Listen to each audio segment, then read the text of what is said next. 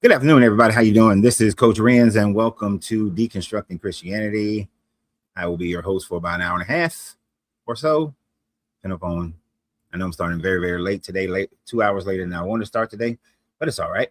We're here right now, and hopefully we can get some quick, good conversation about why atheists are actually just more moral than Christians. And that's going to be the conversation there, and I'm looking forward to seeing if anyone can come up here and debate the fact about this so-called goodness of God. I believe that Christians are worshiping multiple gods when they claim that they worship the God of the Bible, because what we see is very much, at minimum, two distinctly different gods that are mentioned in the Bible here. Whether we're talking about the God of the Old Testament compared to the God of the New Testament, we definitely are seeing more than one God in this narrative about the Abrahamic God, the God of Abraham, Isaac, Jacob, and now the worship of Jesus. And Jesus technically can be counted as two gods if you really want to look at it that way. But we definitely are seeing multiple worships of multiple gods. But if we look at this God of the Bible and we look at the morality that we have ascended to in our current day and time, we see that our morality is, and I would dare to say most Christians' morality is better than the God that they actually claim to worship, the God that they fear, the God that they're afraid of.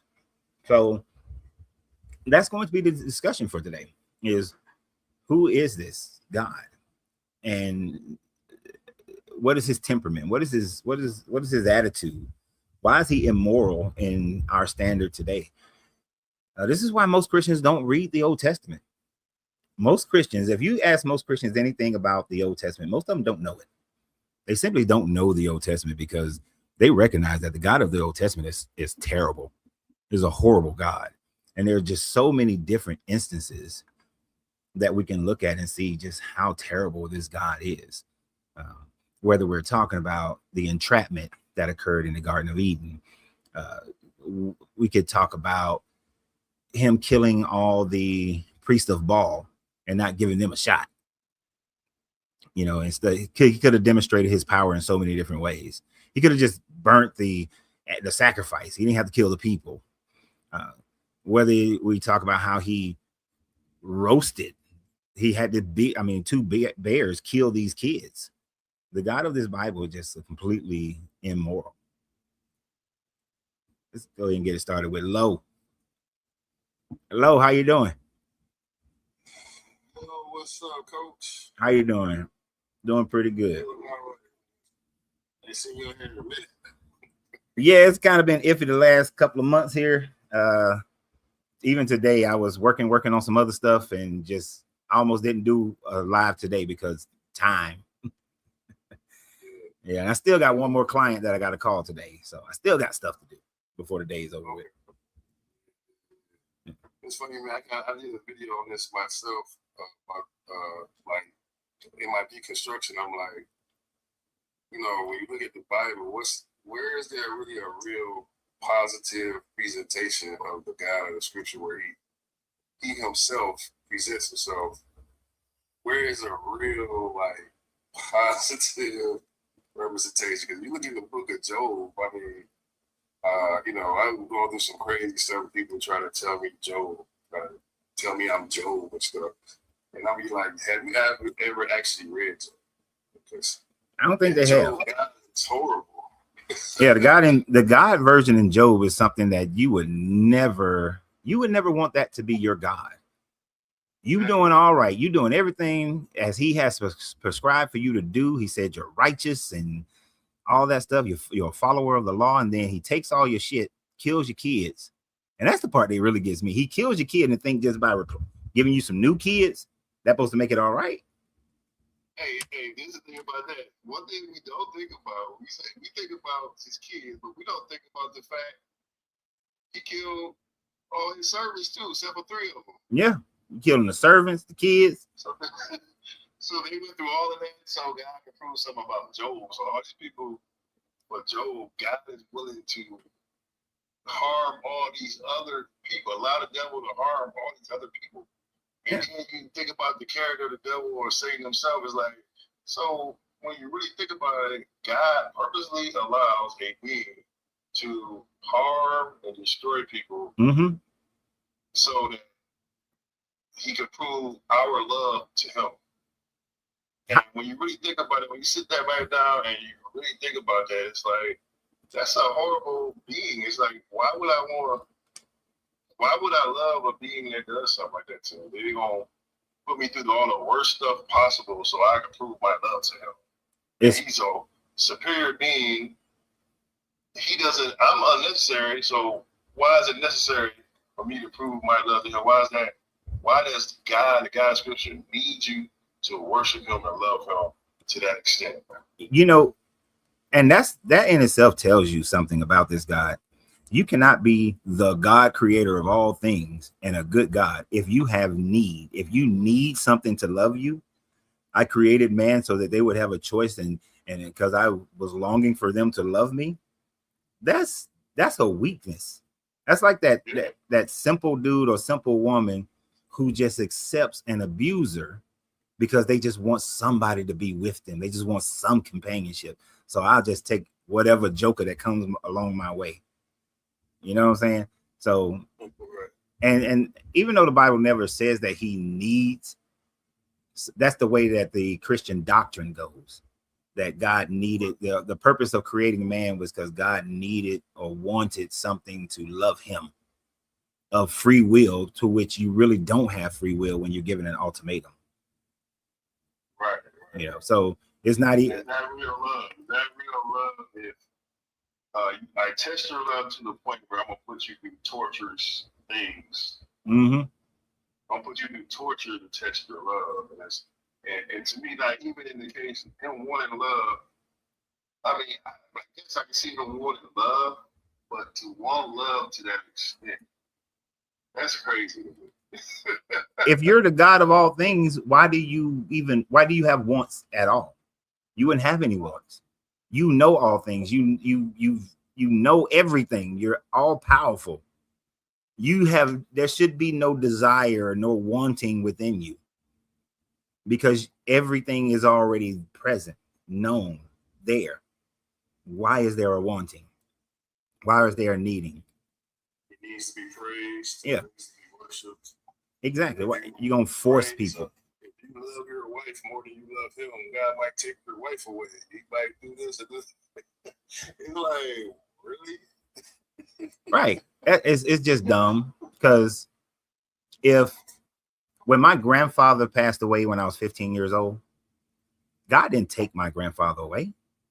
All that damn drinking and hard life before, and working in coal mines and all eating everything with all that grease. That's what caused that stroke, heart attack. It wasn't God. It was his lifestyle. Yeah, he wasn't trying to teach you a lesson because you loved your granddad so much. Right. So to show you, you're supposed to love me more. Which at the time frame, I will say I love God more than I love my grandfather at the time. Now, if it was my grandmother, that's a whole different story. It's a whole different story. I love my grandmother more than I love God back then. But still, I knew the year that she was going to pass away. And although I tried to get my Marine Corps unit to let me stay, about 5 months later, she passed away. What lesson was God trying to teach me? Nothing. There was no lesson in that. None whatsoever. But we want to believe there is. Right. And she was a beautiful woman, inside and out. But I used to watch her eat the fat off, like I would trim the fat off my steak and she'd eat that. And I used to be like, oh, grandmama, you nasty. But you can't eat like that and think you're gonna live. You're gonna have a heart attack. It tastes good, I'm a steak. Yeah. Man, the texture of that is just so gross. I can't do it. I can't do it. It's certain things, the texture I don't like. I say that. That's why I don't eat grits. I don't like the texture. You know what? I know people like that too. But it's just there is, like, I was trying to sit here and think of, you said there's nothing good that this God has done. I'm trying to think of something that just altruistically good that this guy has done. And I literally cannot think. Nothing is coming to mind right now of anything. The New Testament God, you know, it's you know, it seems to be a loving God because he forgives you, has mercy, heals people and things like that. You got some others in the Old Testament too, but when God actually shows up and speaks and all of that, it's like we supposed to be scared of him, if anything. Right. We're just, you know what I'm saying? It's nothing. Like I said, the representation of Job. I mean, when he shows up, it's like he's scolding Job, even though he didn't put him through all that. It's like, who do you think you are? Right. I was there.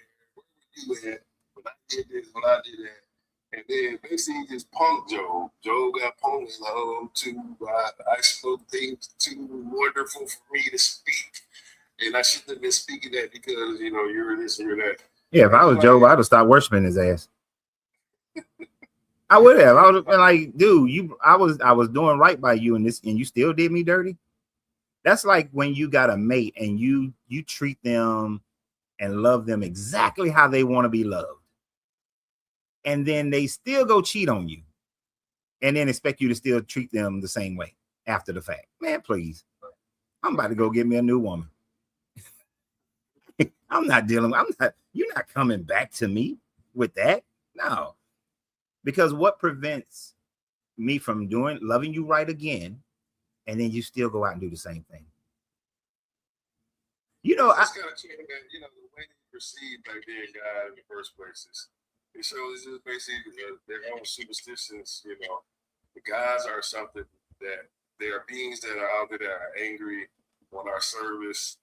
And all of this, so for us to get blessed by them, we have to get their favor.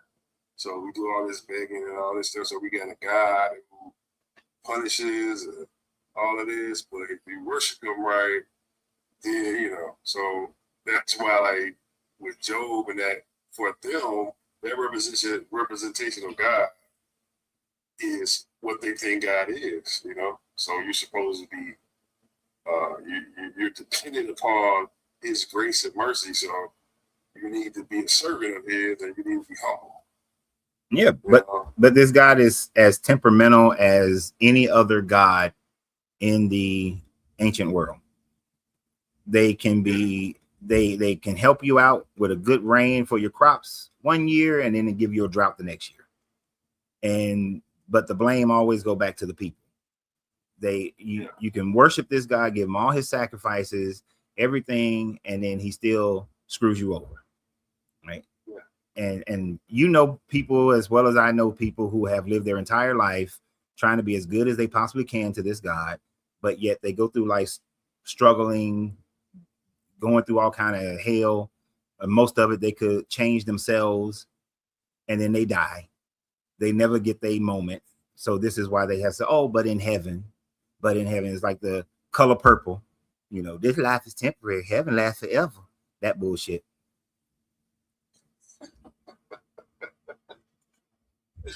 Yeah, well, that's the offer. That's what we, you know. And it's funny because, like you said, we talk about the Old Testament, New Testament. In the Old Testament, it's like it's almost no expectation of heaven. It's like it's never there. Well, because there isn't one.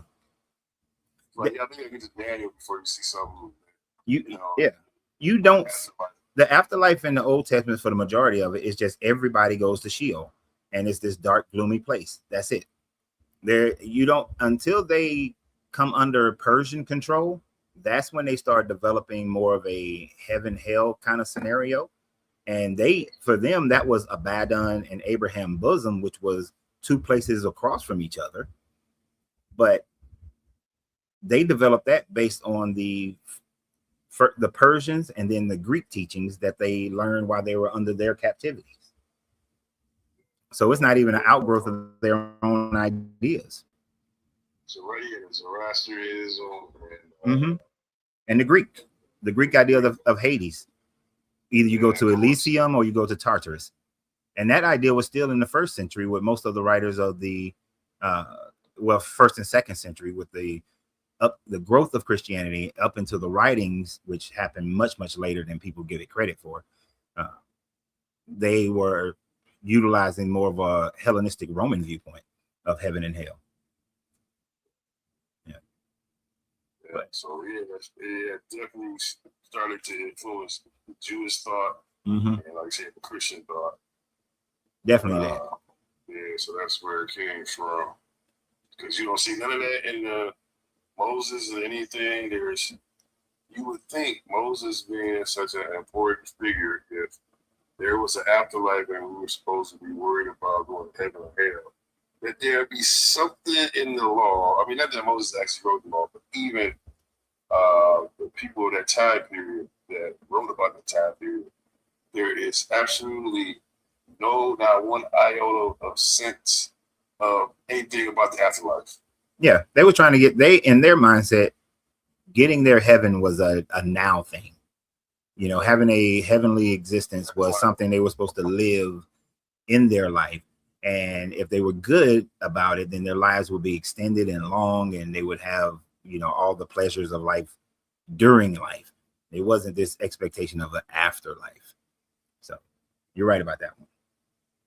But I got a bunch of people in the queue, man. Let me see if some of these other people. And my time gonna be short today, so let me. I gotta run through faster. I appreciate you, Lo, always. All right, I tried to pay attention to as everybody was clicking to come up. Hopefully, it's still in the same order.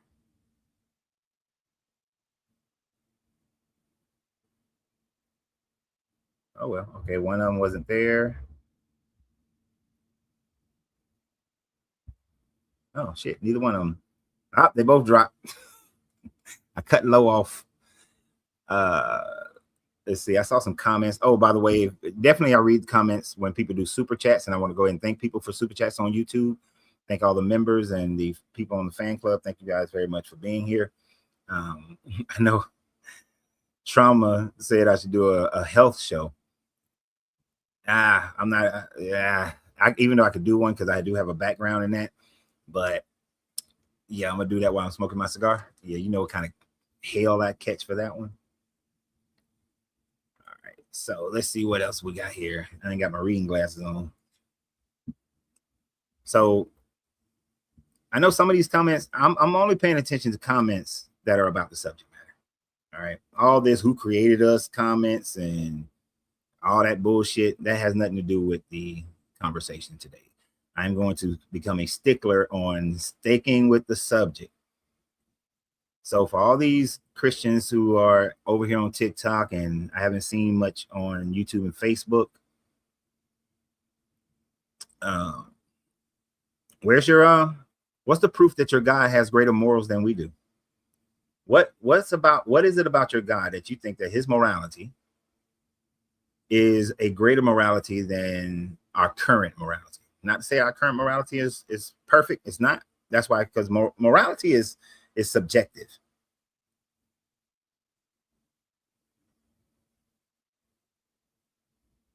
Oh, it does. Atheists are more moral than God. That makes a whole bunch of sense.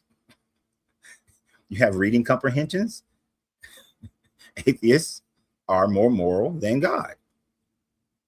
I thought maybe I had a typo, because I will have a typo up there, so I check myself first.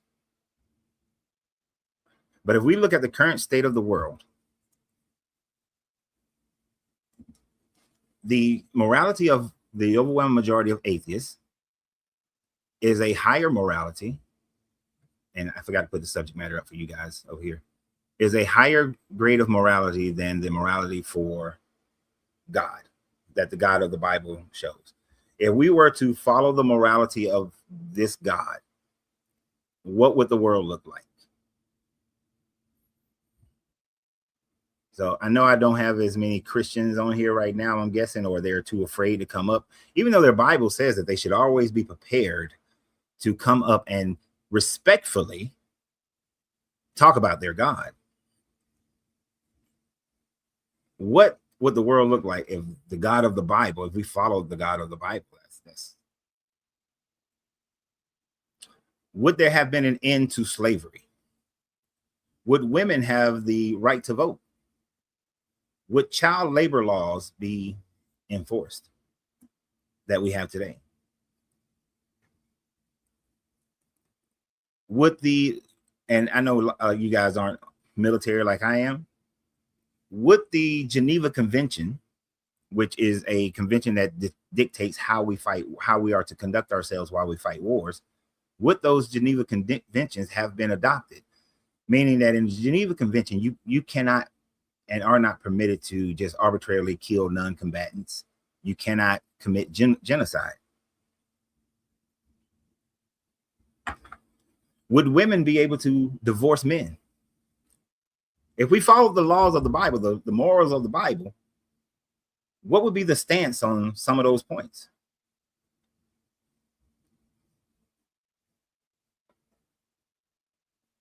What would it mean? What would that life look like? I didn't say militant, Kevin. I said military.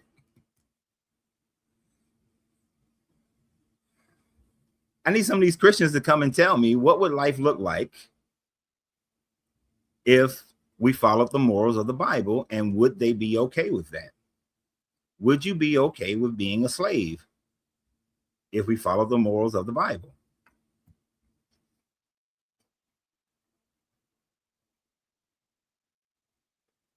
Would it be okay to go around and kill people who believe have a different belief system than yours? Would that be okay? Can we kill these people? Can we genocide, the people in Iran, people in Russia, the people, in who practice Ifa? Can we go and kill those people?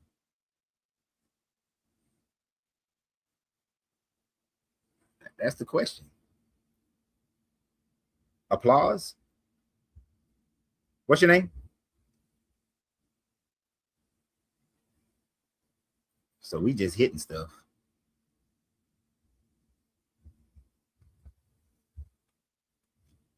A pleasure. Apple user. Apple user 9.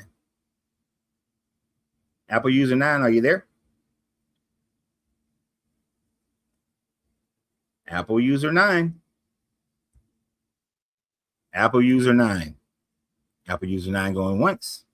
Apple user 9 going twice.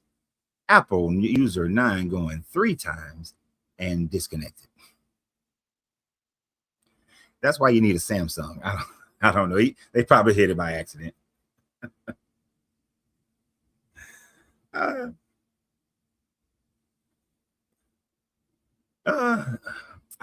think the Christians don't have a point to stand on, and that's why they're not coming up, because they know if you cannot read the Bible and say that you're going to follow it and walk away thinking that you're going to have this great morality. That's why here in Texas, the reading list for the Bible that they're trying to have instituted into the school systems in 2030 is cherry picked like a champion. I mean, that thing is so severely cherry picked that it excludes all the horrific things that are within the Bible.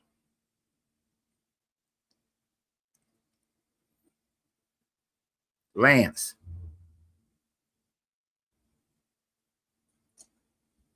You there, Lance? Yeah. Pretty good. How old are you, Lance, for TikTok purposes? 54. 50? Oh, we both 54. All right. When do you turn 55? We know the exact stuff. When do you turn 55? Oh, man. April 6th. April. Okay, so you got another year almost. It's just a thing with me. I've been waiting since I was a kid to turn 55. Because when I was like 10 years old, I met this man and I asked him, like, how old are you? And he said, I'm 55. And I've been waiting to say I'm 55. It's stupid. It's just dumb. But anyway, what's your stance? Where do you stand on the topic? Oh shit, he gone. Something happened to Lance.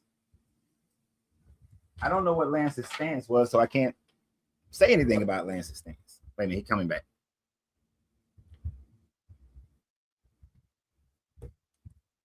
Lance. Yeah, sorry about that. I think it just got kicked out. You all right? Yeah, this has been it's an interesting question, and I stopped because over the last 7 or 8 years, I've gone through a titanic shift from being ideological to being moral and operating purely out of a moral framework. Uh-huh. And it's given me insane clarity over this very topic. And so, yeah, I wanted to pop in and just answer a little back and find out your thoughts and share my thoughts. And we're going to start. Well, did this clarity come from being a part of the religion or walking away from the religion? So I started off with no religion. My mom was Christian. My dad was George Carlin Catholic. So my relationship to religion was seeking. I wanted answers. I wanted to connect with a higher power. I wanted to know where I'm going when I die. And maybe over the course of about 30 years, I went through pursuing multiple religions, realizing that they didn't have the answers I was looking for. Switched over to science, realized that didn't have the answers I was looking for. Clarity, but no answers. And right around the time that COVID hit, I went inside and just decided to take on the work myself. And it was like a rocket ship. For about 2 years, I went on a very deep dive to remove all the things that weren't me. And then what was left was very clear perspective of what I am, what other people are, and what keeps us connected and what separates us. All right. So your topic is it's perfect for this conversation. All right. So I hear what you're saying, but I need you to simplify that. So what path do you follow? Like, is there a title for it, or is not a title? Like, how would you describe it? It's my own philosophy right now from my experience, and this is what I look at things through now. Which, if a person's science-minded, then my starting conversation is, are you familiar with the unified field of energy? They all say yes because they're science-minded. So my next thought is, well, anything born in that is it? Whether it's God, Shiva, the Brahmin, a rock, a bird, a chair, me or you.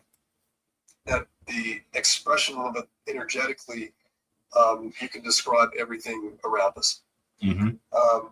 But when I look at the soul, the universe works in like polar opposites. So we've got the macro side of the energy, which is the big thing that we can't wrap our heads around. But then I realized that the soul acts like a collapsed form. It's like a wrinkle within that space, and it acts as a polar opposite energy.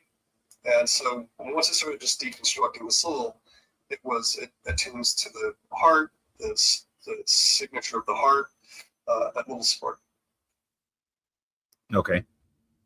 So it sounds, I'm trying to just narrow it down and make it simple. So it's sounding like you're talking about closer to a agnostic viewpoint, but is it with a God source or without a God source?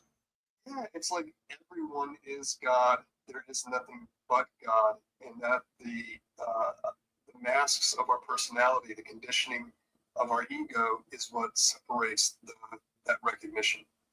And so dissolving the ego opens up the kind of truth to things, for lack of better words.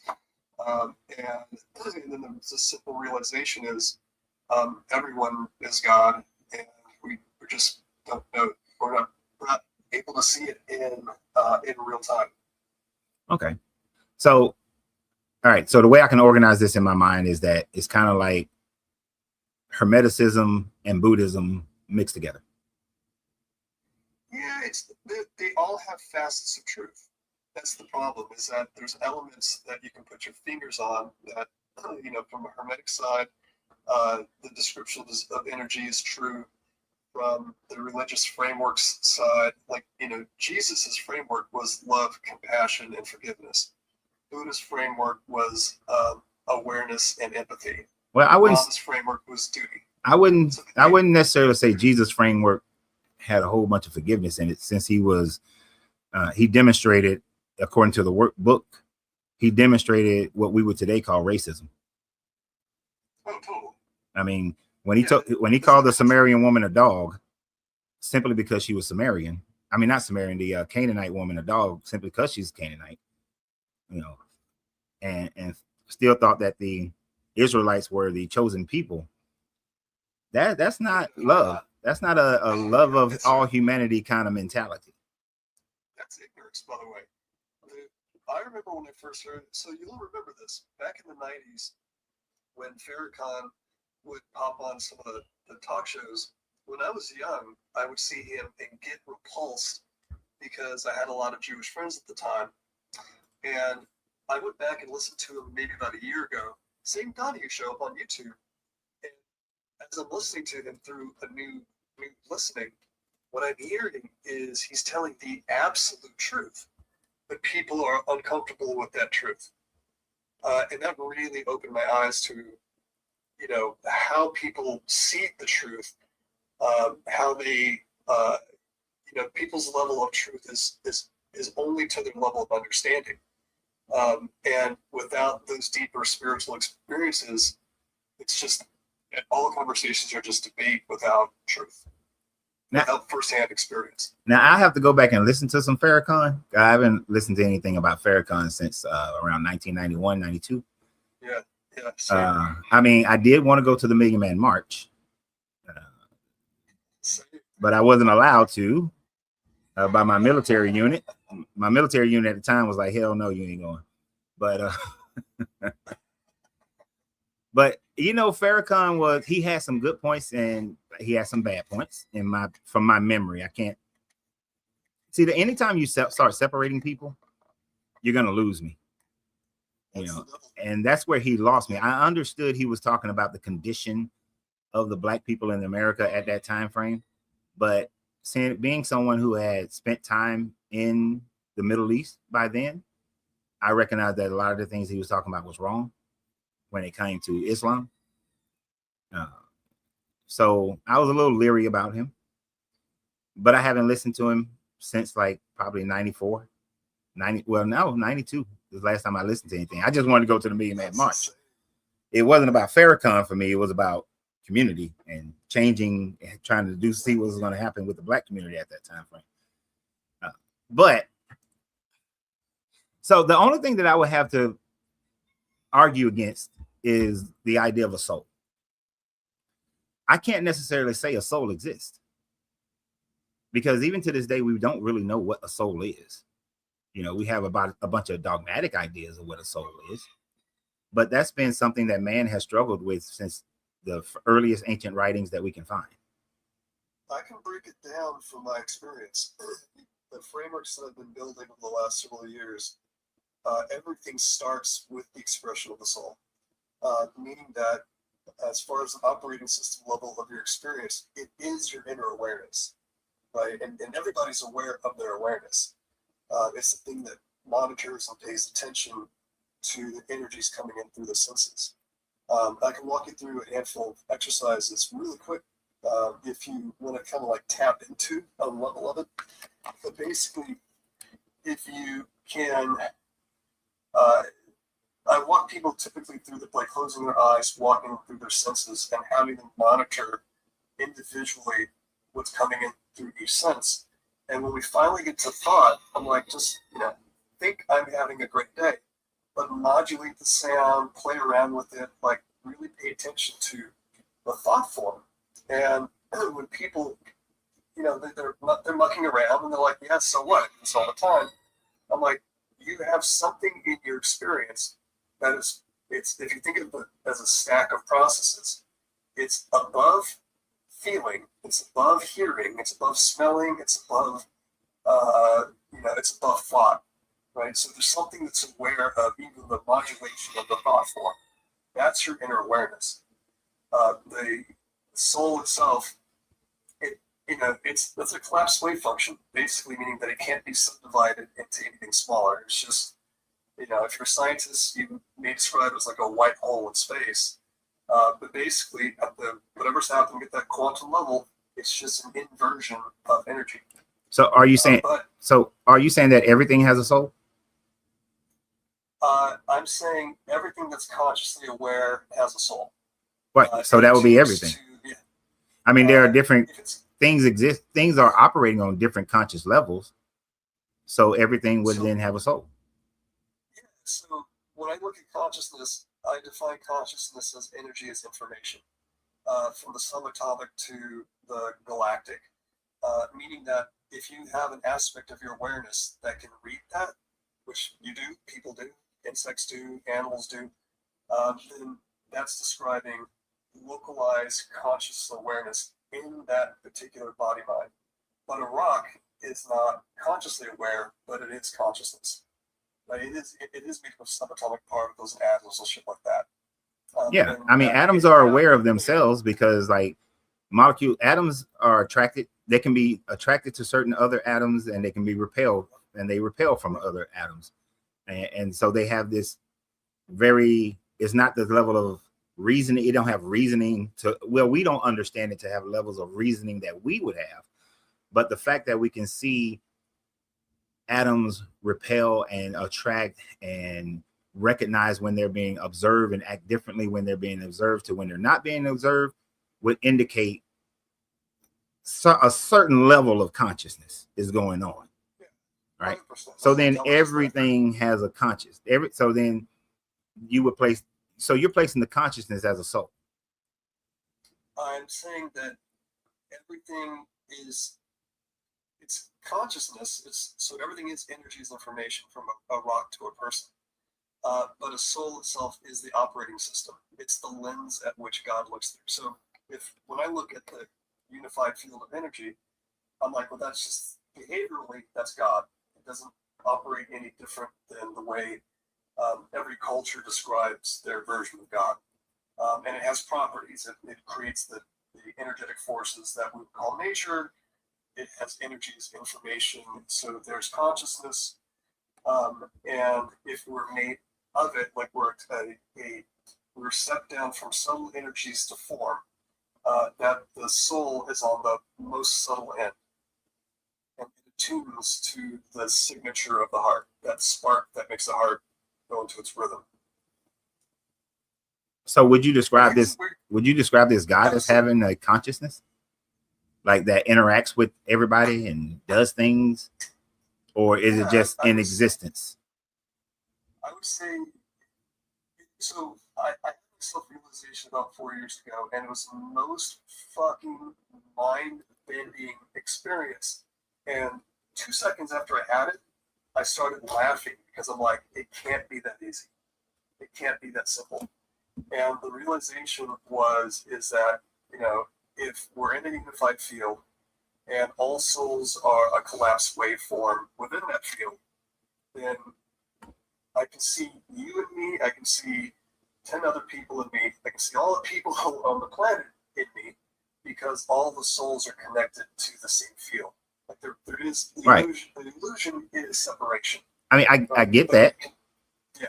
But what I'm asking is, when you use the term God, are you saying that there is some higher creative being that interacts with mankind and all this sort of thing? Or is God more like how the Gnostics describe the Pleroma, or the Hermetics describe the all as just being the all, not doing shit with human? He created simply because it created, but it's not will to create. It doesn't require worship, and there's no heaven hells that it punishes you to or rewards you to. It just exists, and you pretty much formulate your own ideas. So there are universal laws that come out of Hermeticism all the way up to like the Kabbalah from or the Kabbalah from like the early 1900s, and those, when I put my nerd hat on and read it, it's just describing energy and the behavior of energy. And so the things you were touching in on, right? The fourth universal law is like attracts like, right? And this happens from the subatomic to the galactic to our best friends, right? The third universal law is, and I forget the title of it, but it's effectively as above, so below, as within, so without. Law of correspondence. That's the law of correspondence. Right? And it's describing that what happens on the psychophysiological, psychospiritual, it starts local and it expands through your consciousness out to the field, and then vice versa. Right. It's a pretty elegant system. Yeah, it's a super elegant system, but it's basically all one system. No, I understand what I truly can empathize with you on the experience of what you went through. It was similar to the experience I went through when I really dug deep into Hermeticism. And I was digging deep into Hermeticism and the Tao at the same time. And they very closely correlate to one another. The Tao is like, I don't know if you've ever read the Tao yet. Have you read that one?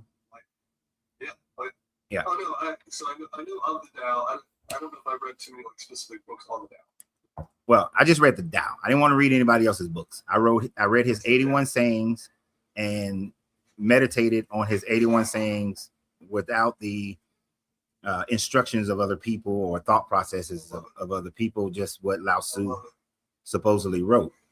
And I saw that his ideology closely correlates to the Hermetic laws, the Hermetic viewpoint.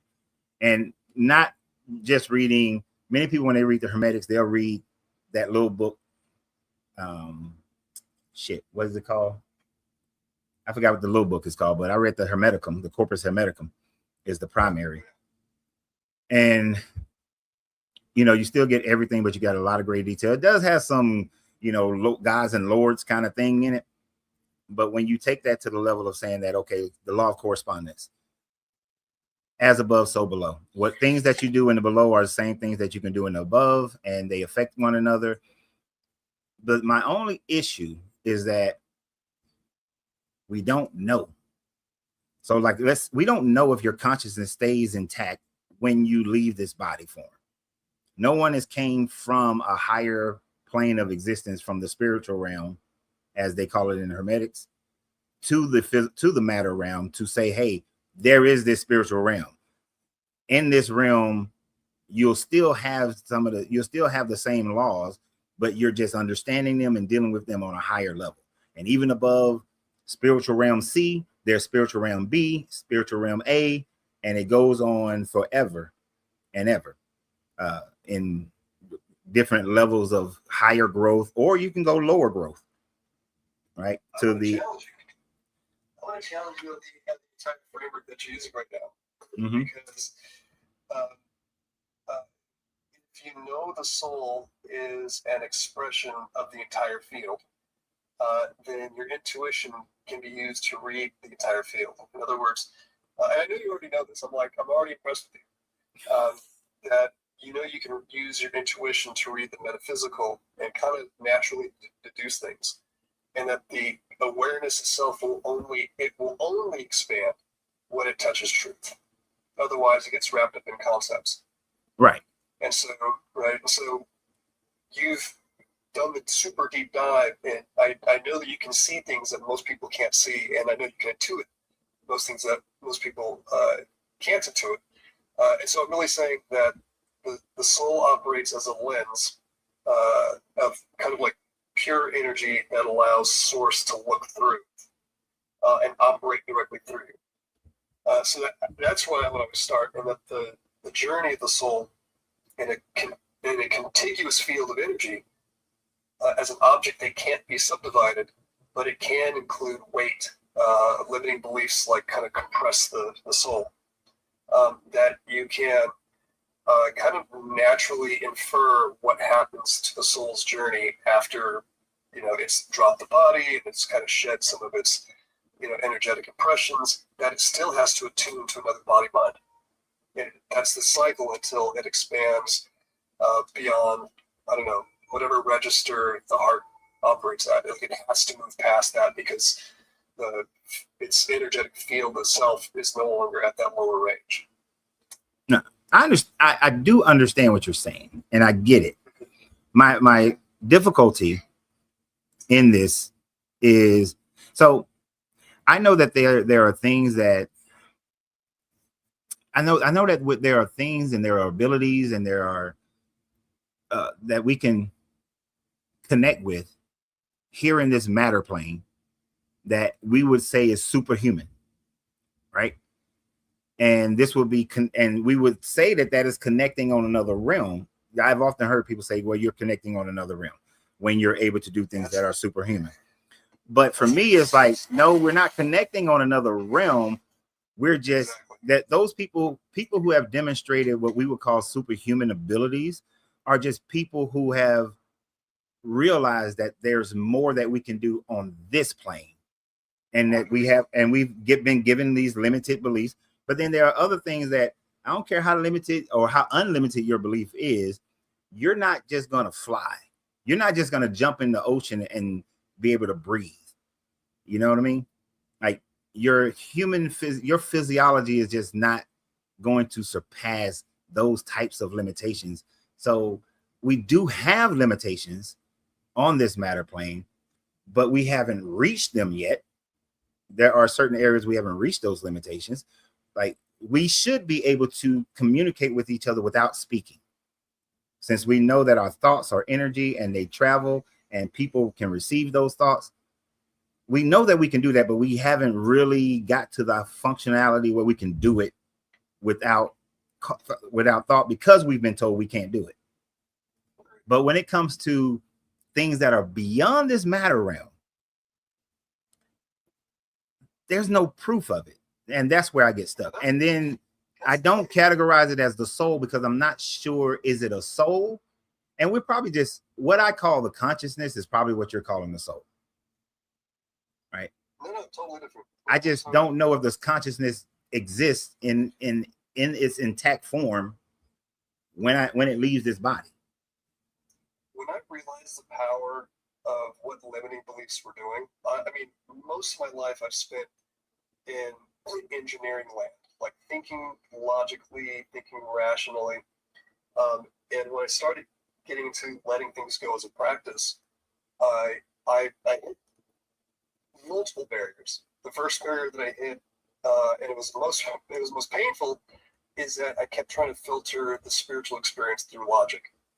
And so finally, I'm like, okay, I see the problem now. I keep trying to, take something that's experiential and funnel it through physics and psychology and all this fucking crap that we have created. And I'm like, okay, so I've got to let go of believing on logical, rational, that should make sense, right? I have to dump all that stuff out. And then my mind was able to move beyond it. It's like, okay, you've dropped that trap. Now you can keep going. And then I was like, okay, so what are the next things? Well, if the koshas are telling you that you're not physical, you're not mental, you're not energetic, as I kept going through that, I'm like, well, what other words do I keep ascribing to myself? Because I would never say that I was an awareness or soul until I started getting into a spiritual practice. But those are also linguistic traps. So I had to let go of believing I was an awareness, that I was a soul, that I was God, that I was physical. I dumped all that shit out. And the only thing that was left was the mind going, all right, smartass, you've released all this stuff, right? All the mental conditioning that you've had impressed upon you. That's shortly right after that. I'm like, I don't have other words to describe the total sum of energy. I didn't have a word for it. And right after that is when the realization hit. And so I think the challenge is, babies come into this world with their powers already turned on, right? They're not conditioned. Their nervous system isn't collapsed. They love unconditionally. They understand justice. When, you give one kid a cookie and another kid not a cookie, even when they're really young. So we have our powers intact, but we don't have the words for it. And then by the time we're at preschool, we're getting the snot kicked out of us. Teachers are yelling at us, right? And then we're a basket case by the time we're in junior high school. You know, and so like we're becoming a character as opposed to fully expressed, I don't know, physical rendition of the field. And so now I look at it as the full causal loop, the full fucking causal loop that I broke it down is the macro field. You can put it as God or Shiva, source, whatever word you want to put it as.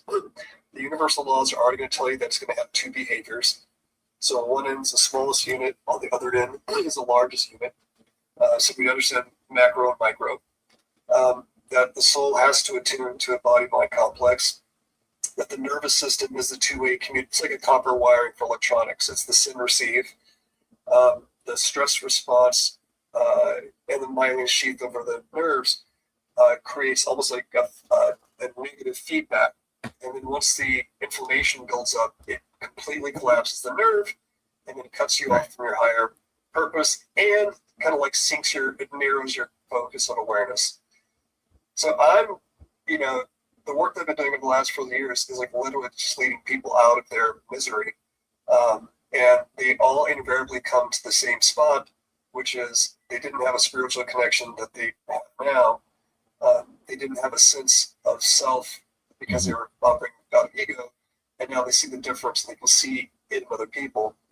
And so kind of like getting to the point of your thread here, I realized that I used to be ideological, and that was a problem. Mm-hmm. And for the last 2 years, I saw that the Ascended Masters all have a framework.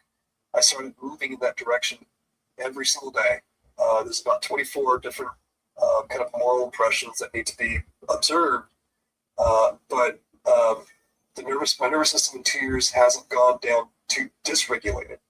And it's finely tuned for truth. Like when I hear somebody like admit the truth, they're not even lying, they're just leaving out the truth. My body's like, yeah, there's something going on here. So I'm fully dialed into the purpose of the moral framework, the why it's important, why ideology sucks because it's just bias and ego, and then the causal loop from the soul's journey through the physical and how it connects to the macro field. That's a lot of words. Yeah. But, I know you get it. And let me ask you this simple question, then I'm gonna let some other people get on, because I already think I know what your answer is going to be, but I'd rather ask. Please do. So would you say that your moral framework is greater than the moral framework of any of the gods of any of these books, especially the Bible? 100%. There it is. Because I know the journey that you went through and that you're on.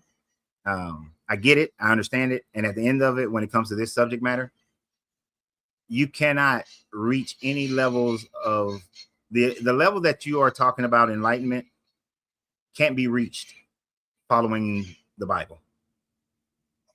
Yeah. It's hard. I don't say it's impossible. No, it's impossible. I'll definitely say It's impossible. Yeah. You can't. Here's where I'll go with that. The framework that Jesus brought was love. And Rumi was a devotee of love, right? So Rumi became purely through love, as it sounds like Christ did too, right? So when I look at, what's the value of love is that it alchemizes everything except for will. Will is the only thing that will change the planet. Love will alchemize all the stress patterns. I'm with you. So, except for the Jesus part. I'm with you except for the Jesus part. I just think it's a slow route, right? I don't look at Jesus as like the end all be all. I look at him as a teacher like Buddha and Rama. Yeah, but he was a horrible teacher. He was a horrible teacher. He's a horrible teacher. I came to split the father and the son, the mother and the daughter. No, he's a horrible teacher. I'm gonna cast some of y'all in hell. He's a horrible teacher. Yeah, my whole thing with him is this: both him and Muhammad, they both saw themselves as the door, and I'm like, no, that's false. Yeah. Everyone's the door. Yeah, and everyone has a key. They just gotta open the door. Yeah, they're terrible. Absolutely terrible. They segregate and separate people. And at least in the Buddhist and the Hindu, you can go round and round and round until you get there. Yeah, you fuck it up, come back again, do it again. Come up, come back and do it again. At least there's no eternal punishment that they're trying to send you to because you didn't choose their pathway. You know, so now Jesus can kick rocks. He's not love. Jesus is not love. He's immoral, just as immoral, and he's supposed to be the God of the Old Testament. He's immoral as hell. But let me get to these other people, man. Yeah, thanks for your time. It's a real pleasure. All right, appreciate you, Lance. Same.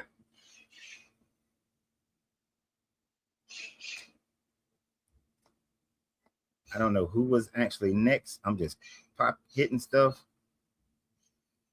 Lance got a bunch of birds in the background. I meant to ask him that. Like, is he in a is those his birds or he in a pet shop? Lance, if you're still on the thing, let me know. Is that a pet shop or something? Or you just like birds? For everybody who request on, I only do one person at a time. So if you don't have the patience for that, then oh well. I guess none of those people had the patience for my one person at a time scenarios. I understand what Lance is saying, and I remember I went through that probably about I was there about 10 years ago. I was where Lance is right now, and it actually helped me resolve a lot of the, studying Hermeticism, Buddha, the Tao, Remy. It helped me resolve a lot of the prejudices that I carried throughout the majority of my life that I had learned from society. It helped me to become a more moral person. Prejudices towards women, towards race, different races, towards nationalities.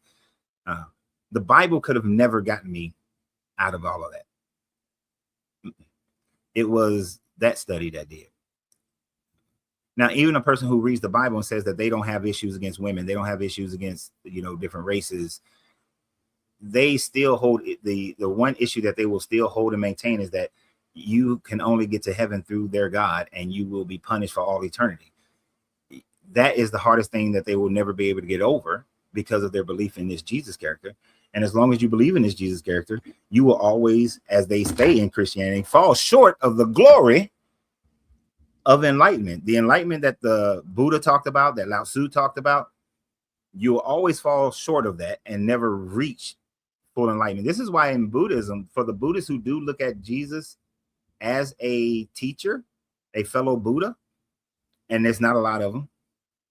Most of the Buddhist sect do not teach that, just the westernized versions.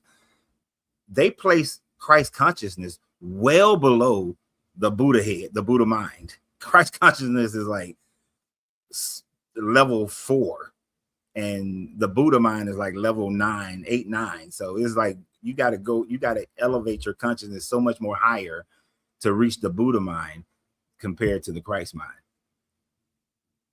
So that whole Jesus is just not good. Just not good.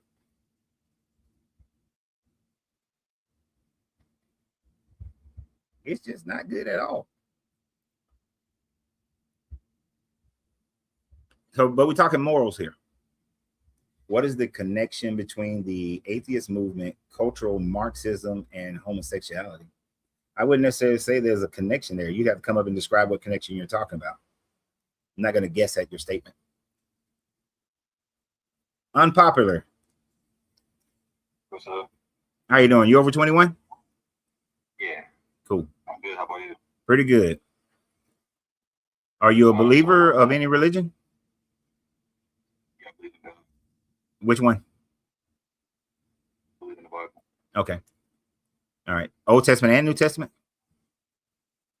Yeah. I mean, I think that the New Testament and the New Covenant came for a reason, like it says. So we don't take Old Testament customs into account today. And even though some weren't even applied back then, but yeah, I believe that the New Covenant overrides the Old Covenant. That's why it was made. Okay, so even if I gave you that, how is it justifiable that your God, that there was a time frame where the God of the Bible was doing all the Old Testament stuff, and that makes him moral? Well, for one, we have to establish moral. Can you speak up a little bit? I said, for one, we would have to establish what's actually moral, because from your perspective, and let me ask first of all, I assume you're atheist, right? Sure. Is that accurate, or It'd be accurate. did you say it could be? I say it's accurate. Oh, okay, gotcha. So, so moral means to, have principalities of good and wrong, and either society or an individual makes up those reasons of what's right and wrong. Mhm. So, from your perspective, if you're an atheist, you don't have to listen to anybody but yourself. So, That's not true. Comes from. That's not true. So where does your morality come from? Any atheists in every country are not the same, simply because your morality is the group agreement of where the culture and the nation and people that you're around. Exactly. Right. And then and then you have the ability to decide certain aspects of the group, whether or not you agree or disagree. So it comes from yourself. At the end of the day, it's going to come from yourself. Yeah. So as I was saying, your morality comes from you, right? Yeah, you and all your experiences and your perceptions of the world and what you have learned and how you think. Exactly. So you are able to create your own sense of what's right and wrong. There was another fellow, I don't want to say fellow like he's your friend, but there was another atheist, Joseph Stalin, who had his own morality, and he killed over 20 million people. So I think you can't say that he's wrong if you would then say that morality comes from the person, whereas I would say it comes from God. I believe that morality is based on God. You believe it's based individually. So my question is, how can you then say that certain things are wrong? Because from my perspective, Joseph Stalin is wrong. He was wrong in the same way. I know, because Christians like that. There is no such thing as objective morality. But the overwhelming majority of people in today's world, regardless of religion, for the most part, will say that Joseph Stalin was wrong. In the same way that because y'all like to throw Joseph Stalin in there and Mao in there, but in the same way, we would look at King Leopold, who was Christian, and he killed almost 30 million people in the Congo. Was he wrong? Yeah, but this is the difference. We actually have a standard of morality from God where murder unrighteously is wrong. So you can't, like you just said, you can't subjectively, wholeheartedly say Joseph Stalin was wrong. When did God say that genocide is wrong? But did you hear that point? You can't even subjectively say that. No, I can subjectively. Because I ignored that point because like literally less than 30 seconds earlier, I said that he is subjectively wrong. So if I say it, then he is. Then from my perspective, he's subjectively wrong. So you can't objectively say it. There is no such thing. There's no such thing as objective morality. I said that 30 seconds ago as well. There is the Christians, though, not the atheists. So okay, so when does the Bible say that genociding anyone is wrong? The 10 Commandments, thou shalt not kill. So when God told them to go and genocide the Ammonites and to kill all the men, kill all the women, except the women who've known a man, the Ammonites, when he told them to go and genocide those people, was he right or wrong? Well, see, there are multiple times. So he said it to the Canaanites. So when you look at the story of Joshua going into Jericho, in that story, all the Canaanites in Jericho were killed. Men, women, children, and the animals, everything genocide. Same thing with Ai and many other cities that they claim to have conquered. Is that morally, so your God committed genocide? Was that wrong or right? I already said the person who was a Christian who committed genocide. He did it unrighteously. God didn't command him to do this. Because let me clarify something. God can do things and it could be righteous. Like, for example, even though it says thou shalt not kill, it's talking about do not kill unrighteously, right? But there's times where God commands us to go to war with evil forces, with evil people, and even to defend ourselves. Okay, so you can, let me finish. So you can, the difference is that when God commands to do something, it's righteous. The same way that I think you would agree that if Hitler would have been caught and given the death sentence, that's righteous. He should have died, right? Now somebody murdered innocently, that's an unrighteous killing. So when God commanded us, or not us, but when he commanded to kill the Canaanites, I hope you realize the Canaanites were evil people. They used to sacrifice babies and burn them alive. And they had all type of wicked traditions that went on. Come on, man. Come on. Have you done any study on that whatsoever? That's why they were commanded to be killed. Have you done any study on that one? Yeah, well, actually, I can tell that you haven't done much study deep beyond what the biblical apologist teaches. You can't tell. Yes, I can. I can tell by what you're saying and the dogmatic, doctrinal things that you're bringing up. Is that true? So, I paused and let you talk, right? So, first, I'm gonna go all the way back to your 10 Commandments. If you look at the 10 Commandments, the 10 Commandments were laws that was written for the children of Israel. They were written for the Israelites.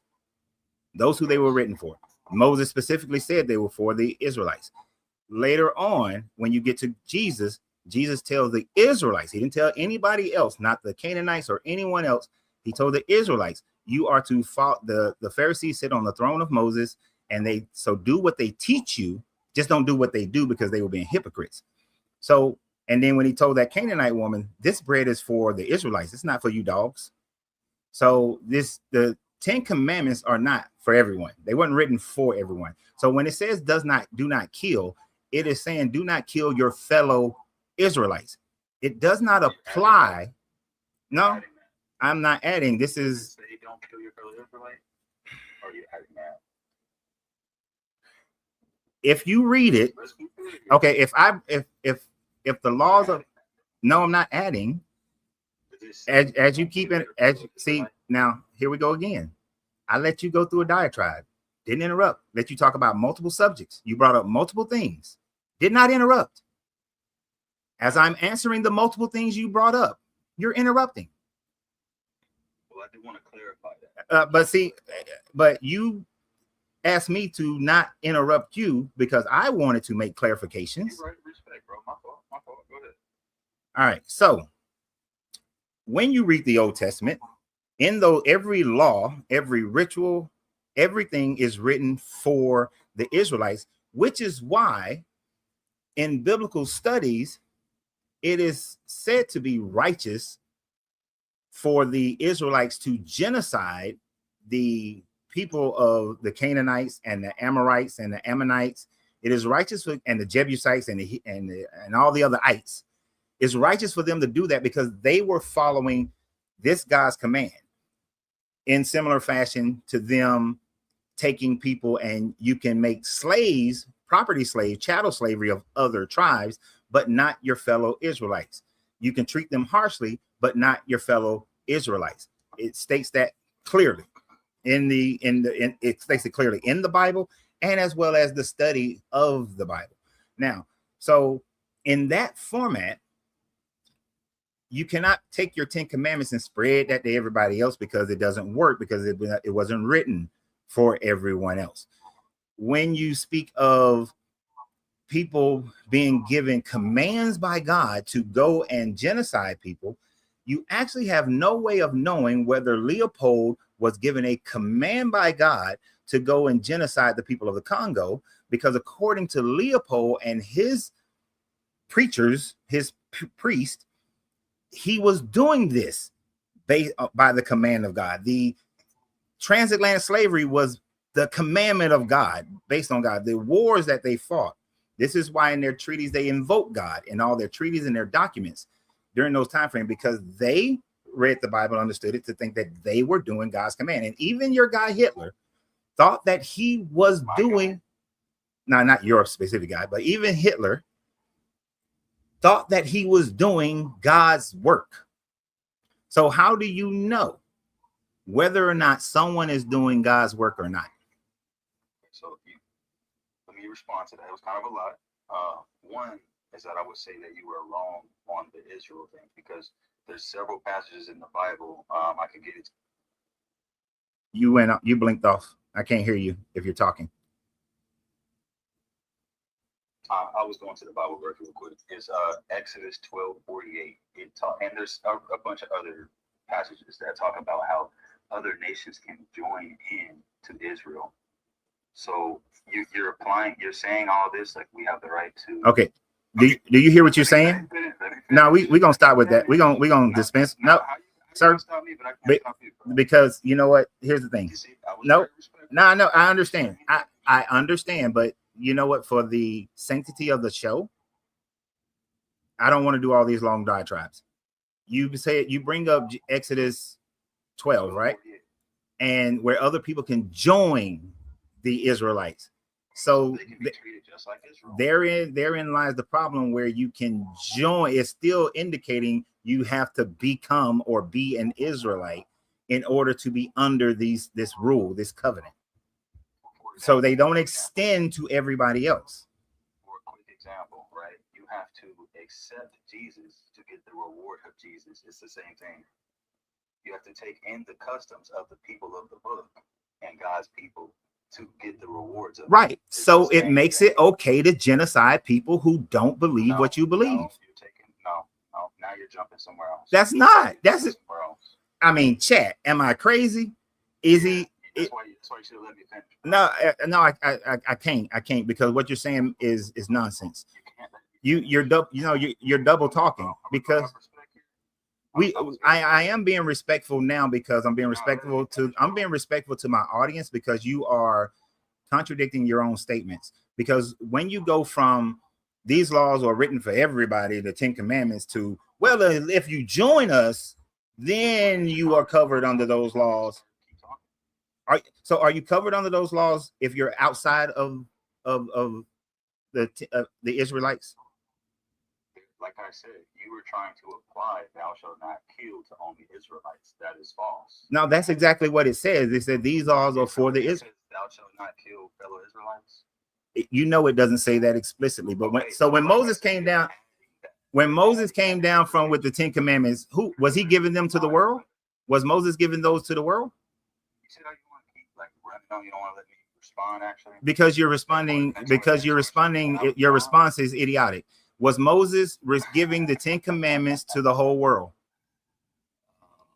Was Moses giving the 10 Commandments to the whole world? If they were, to give you an example, if they were given to the Canaanites, it's a yes or no.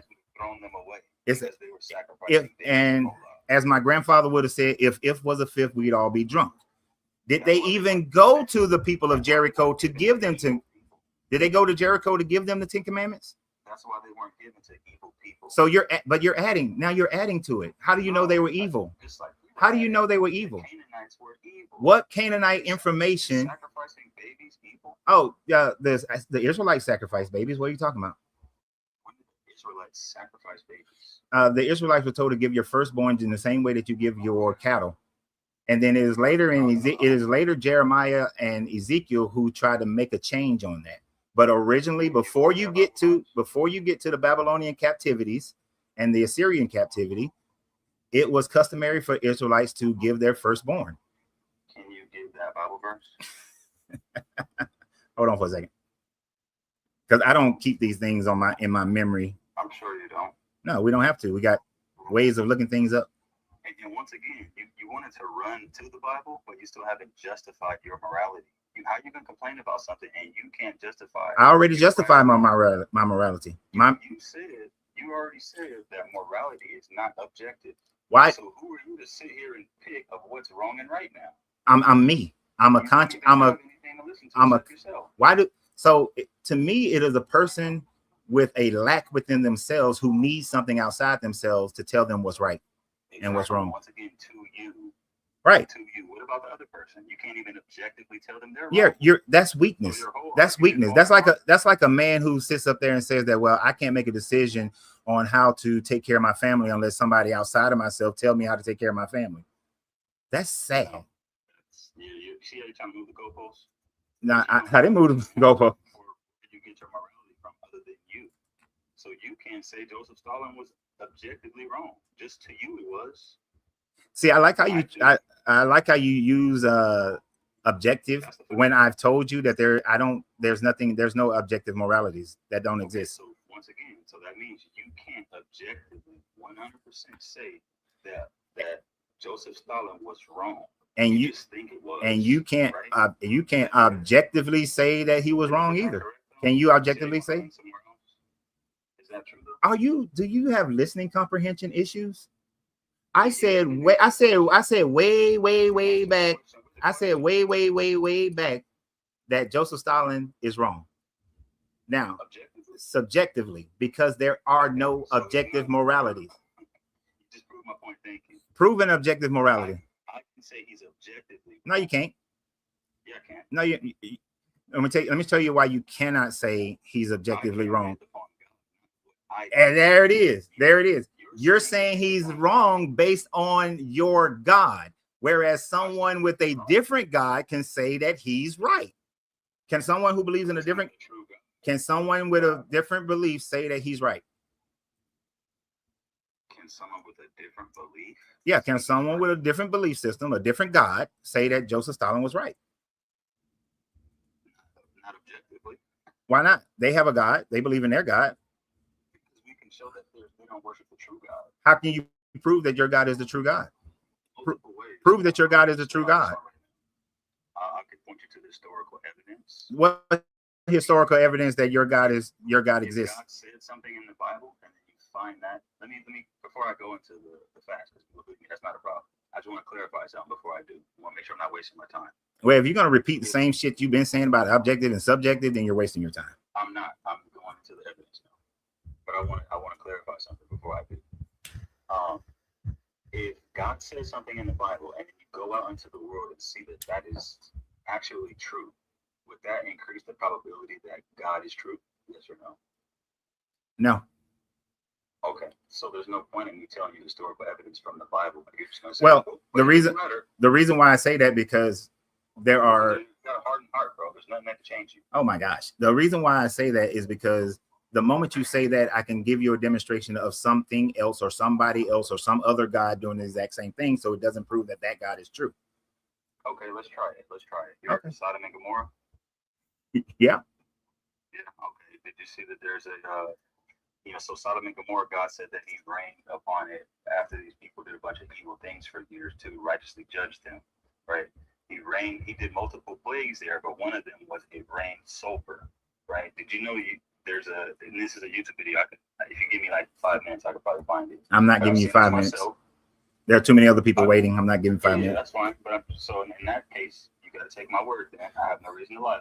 People have gone to Sodom and Gomorrah, and there's millions of sulfur balls there, like it says in the Bible. Which one? How do you explain that, bro? Which one? What do you mean, which one? Which one? Because when I was in Israel, I went to 2 different sites that are claimed to be Sodom and Gomorrah. The place where it says it in the Bible. So simply as that. Yeah. So that doesn't demonstrate Sodom and Gomorrah happened, because it doesn't. No, actually, astronomy. Millions of sulfur balls get there. So astronomically, those sulfur balls are more than likely got there because of a meteor above ground meteorite strike. A meteor rained millions of sulfur balls exactly in the spot God said it rained millions of sulfur balls. That's what you believe? Yeah, because the astrometric hold on, let me finish. The astrometric data demonstrates that a meteorite at some point in time, but well before this story was written, exploded over that area, and that other civilizations, i.e. the Akkadian Sumerians, wrote about a similar story of God, their God, destroying these cities and raining down hellfire above them. And turning things into salt and sulfur and all this sort of thing. So this story Wow. is written a long time prior to the biblical narrative ever being written. And then the biblical narrative, which wasn't even written until around 600 BCE, was merely a copy of those previous stories. Okay. So you're now flipping to this just isn't the story of the Bible. It's another story. Yeah, somebody else. It's somebody else's story, and scientifically, that meteor theory sounds kind of crazy. So you think that salt falls out in space? oh my gosh. You think that salt Okay, falls out in space? have you ever been to? Do you know what's sitting right there where the Sodom and Gomorrah story happened? You know what's sitting right there? Yeah, what's sitting there is called the Dead Sea. You know why it's called the Dead Sea? Because it has the highest concentration of salt in it. If you lie in it, you will float. If you get some of it in your eyes, like I did, it will burn the shit out your eyes because of the high salt content. It's literally salt pillars sticking up out of there, sticking out of that water in some parts of it. So if you have a high intense explosion in that area, that's going to immediately evaporate a lot of that water and the sulfur. You get sulfur balls. They're not coming from space. Salt and sulfur are completely different. But also with the rock material and everything, you're gonna get salt. You're gonna get salt. You're gonna get sulfur, and sulfur and salt are connected to one another. We don't know what you're talking about. But they're still completely different, but not the same thing. It has to change into sulfur. Look, I know where you get your information. Look, you're getting your proof of that Sodom and Gomorrah from Ron Wyatt, and Ron Wyatt has been debunked so many times it's not even funny.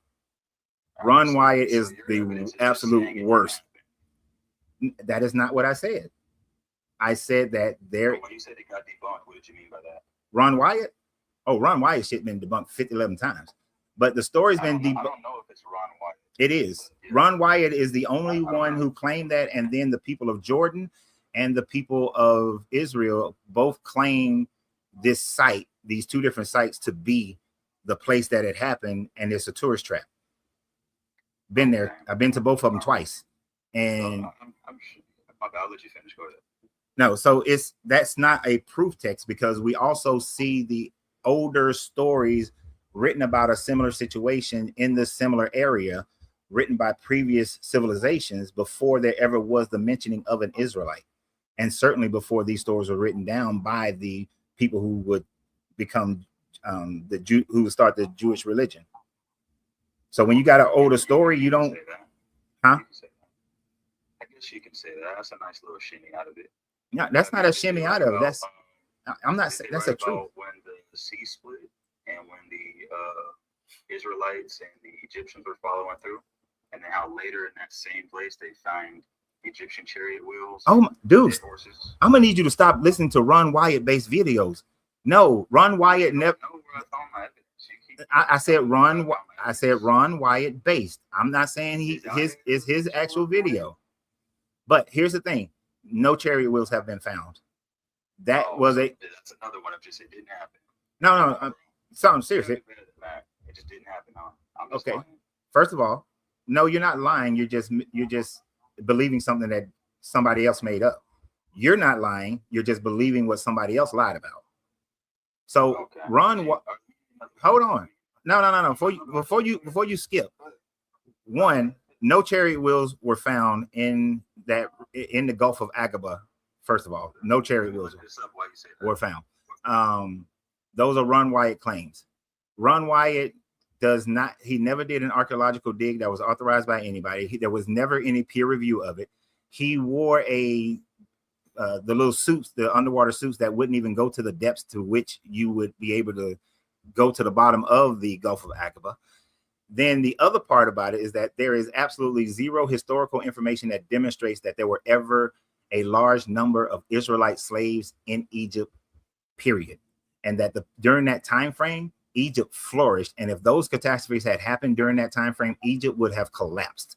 Their economy would have collapsed. But there's no evidence of any of that. Now, there is a writing that dates 2,500 years earlier than the supposed Exodus story that talks about some famines and things of that nature happening in Egypt. But that is anachronistic because it is way out of the time frame of any Moses story, and it does. And even in that story, that's when Semitic people came into Egypt, not departed from Egypt. So the Exodus never happened. There's zero historical accounts of the Exodus ever happening. All right. If you say so, once again. I like you say so. Let's go somewhere else. Let's see what you got for this one. Now, everything is it didn't happen. It didn't happen. It's false. I did. So you see how you twist? No. Let me tell you what. I'm gonna see what you got. I'm gonna tell you what you gotta. What you gonna have. I'm gonna tell you. I know. Let me give you a warning. Stop mistranslating. Stop misspeaking what I said. I never said this. I never said the Sodom and Gomorrah, that two cities were destroyed by something, by most likely what we most likely think is actual. I never said that didn't happen. Some civilization, some town got destroyed long before there was ever a Sodom and Gomorrah, but in the same similar region of that area. Now, I am saying the Israelite story, the Exodus story, never happened. So don't say that I keep saying that everything never happened. If you're gonna repeat me correctly. You first said that the sulfur all got there from some type of meteor or explosion. Right. So is it not proven? That's what you think. Does that mean that it never happened? If I'm saying that there are sulfur balls there, if I'm saying that there was some type of explosion that destroyed some city or town, am I saying that it never happened? No, but what you are doing is creating some mystery story that's not proven on how that actually got there. Oh, the mystery story is the fact that some other culture wrote about it 1,000+ years before the Israelites ever wrote about it. Is that true? Can you show me that? Yeah, there are other stories prior to that. Can you show me that?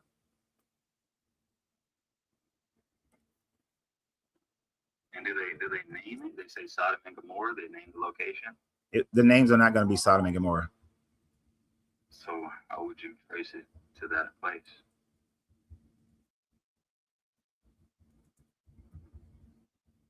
But so I grew up in Marietta, Georgia, but long before I was born, it was called Marysville. Same place, different name. Yeah, I'm just asking, how do you trace it? Like, is there proof that whatever they called it is that area? Yeah, because they give, just like your Sodom and Gomorrah story, how it tells you that it's on what banks of the Dead Sea that it's set from and how far away and all those sorts of things. Those so they give the geological clues, which is that's how archaeologists go and they dig for stuff to find it. All right, I'll wait for that. Okay, so if you go and read the Epic of Gilgamesh and Atheist. This is the Sumerian version of the story that happens well before it is told before the Israelites. Can you give me a quick summary of what they say?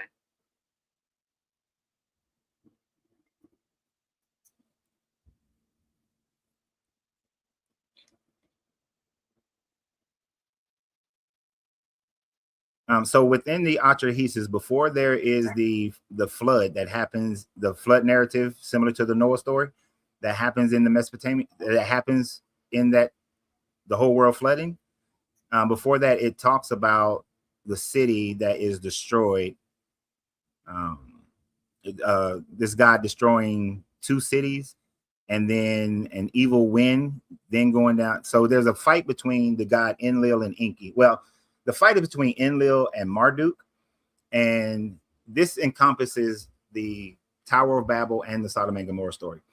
And so Enlil sends a destructive kind of missile bomb to blow up his city, and it blows up two of Marduk's cities, and these were his major communication and supply hubs. And it blows up those two cities, and then a evil wind is what they call it, then floats down and destroys these other cities. But it turns things to ash and sulfur and all this stuff in the Atrahasis, in the Epic of Gilgamesh and the Atrahasis, which is a Babylonian story that is told that supposedly have happened around 3000 BCE. You said before the flood, right? That's what you said. No, I'm saying, well, no, this happens actually after the flood. First, you have said before the flood. I'm what you said. Right. I'm correcting myself. It actually happens after Atrahasis is saved from the flood, from the worldwide flood that happens in the Epic of Gilgamesh. So they have a similar story. Show me any of this, man, because you kind of all over the place. I don't know how. I can't bring it up. I can't. Caught yourself right there. I can't bring it up on my screen. I didn't catch myself. I just corrected myself. I'm not claiming to be perfect, but so you have the Atrahasis, the Epic of Gilgamesh. All you gotta do is go to like historical documents. There's a website called, I think it's Historical Texts or Ancient Texts, and they'll have a library of a bunch of different ancient texts. And these were found on tablets when they discovered the city of Nineveh, and they were all written in cuneiform. They found like over 200,000 tablets in the 1800s. And what they found on these, one of the main things they found on these tablets is the Epic of Gilgamesh, which tells of the story of Gilgamesh. Well, there's a lot that it talks about, but one of the main points is that Gilgamesh wants to find immortality, so he's told to go seek out Atrahasis. Atrahasis tells him about how the gods were going to flood the whole world, and Atrahasis was saved. You know, Enki comes and Ea comes and tell Atrahasis to build a boat and save some animals and a few other people, and then they restart civilization. And then they have this later on in the story. It talks about the war between Enki and Marduk, and how Marduk had built a tower in Babylon and these other two cities, and that Enki destroyed these two cities with fire from the sky, turning things to ash and sulfur. And then this evil wind then goes and destroys 7 other cities that are further down towards like Kuwait area in Mesopotamia, which we did find the archaeological evidence of these cities that looked like they were just abandoned for no reason. We don't know why they were abandoned, but it just looked like people just ran out the city for some reason. It doesn't look like a migration. Can I chime in real quick? What I looked up right now didn't say anything about a Gilgamesh story involving a city being destroyed by a fire. It said there was a flood, and then it said after that there was, let me get the exact. There was battles and divine punishment. Never mentions anything about sulfur raining down.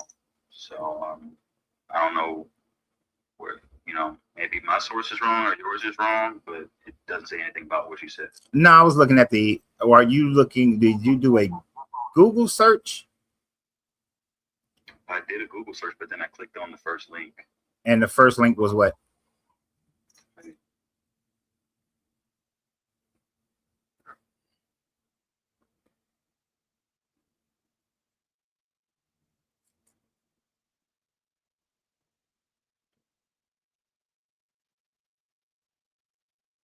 I gotta look it up again because I actually give me a second.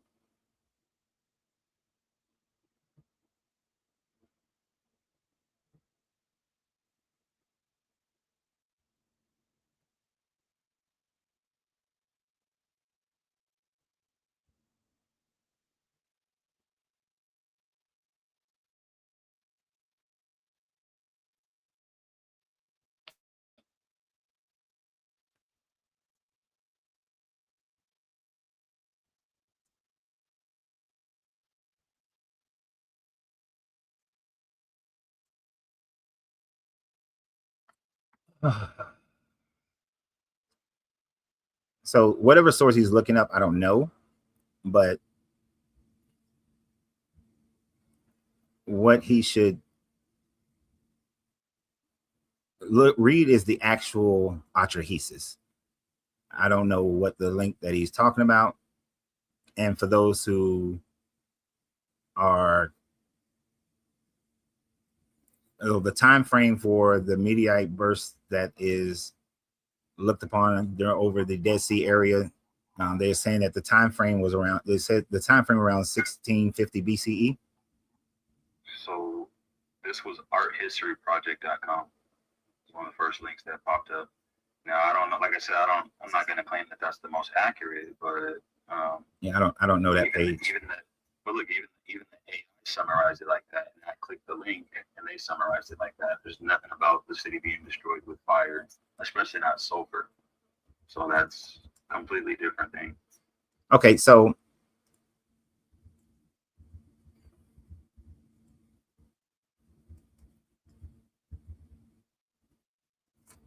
one thing that I won't do, you can do it if you want to, is when you say that if it has to be the exact same story, then no one is going to tell the exact same story. Well, major parts are missing in your story that would have to be written down. You said it was destroyed by fire. That's missing. So would you agree that that's a major contradiction? If one says it's destroyed by a flood, one says it's destroyed by fire, I don't think anybody in history could have written that wrong. Too big of a difference. No, people can write some things that are different wrong. Like your Bible, Matthew's here's an earthquake and nobody else have an earthquake.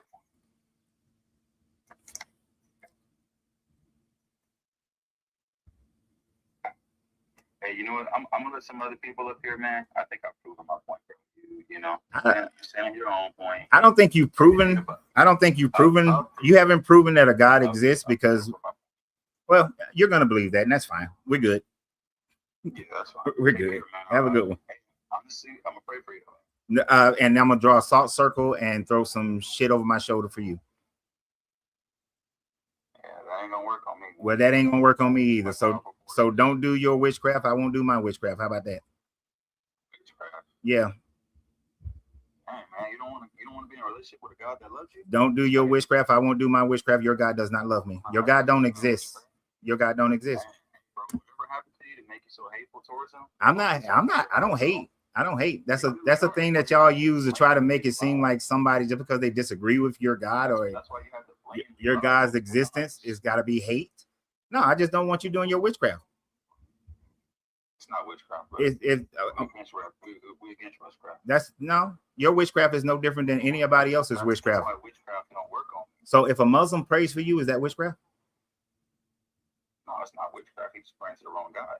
He's not praying. But isn't that what witchcraft is? Is by doing incantations based on some other deity than your own? It's the demons, So though. you're saying they worship demons? I didn't say that, did I? I said they worship the wrong God. So the wrong God would be what? They have an incorrect God. They're not worshiping a demon. So if a Hindu, so when the Hindu pray for you, man, you have a good one, bro. You have a good one. Yeah, I know. You have a good one. That dude, he's so way out of town. I don't know who was next. Usually I try to pop over and look and see who's next and who's next. I have no idea whatsoever. He couldn't prove nothing. He couldn't show no Exodus. You see how he jumped from story to story each time they're proven to not have happened. You demonstrate that, hey, there was no slaves, no Israelite slaves. The Exodus didn't happen. Your Sodom and Gomorrah story is a meteorite burst, and people ancient times wrote about it and claimed that some God did it. Iron Man. Oh shit, yeah. I'm sorry. I didn't even know I requested to come up. Oh my God. You must be Miss. I'm doing. Are you Miss Fifi's sister or something? No. Because she be pressing that button by accident all the time. It's all right. This has happened to me like 3 times already. I just pulled into the garage and I was packing stuff from my car, and then I heard my name. Oh, okay. I understand. Did you want to say something, or are you ready to go? No, I was just listening. Okay. All right. Well, you have seen the witchcraft from the other side. That was fun. Yeah, it always cracks me up. They think that, oh, what we do is right because it's by our God. Anybody else stuff is witchcraft. Your stuff is witchcraft too, dude. I'm gonna get some oils and some salt, and I'm gonna make some sigils out of his name that he had on there, and I'm gonna do some magic so that his eyes become open. When they say they're preaching the gospel, isn't that a spell that they're casting on people? It certainly is. Ain't nothing but a spell. Nothing but a spell. Lighting, with music, with drumming, and all of that. Yeah, they got all these ritualistic things that they do to bring about the power of their God. That's witchcraft. It falls under the same category. They just don't want to call it that because that word has been demonized. But I know you didn't mean to come on, but I appreciate you.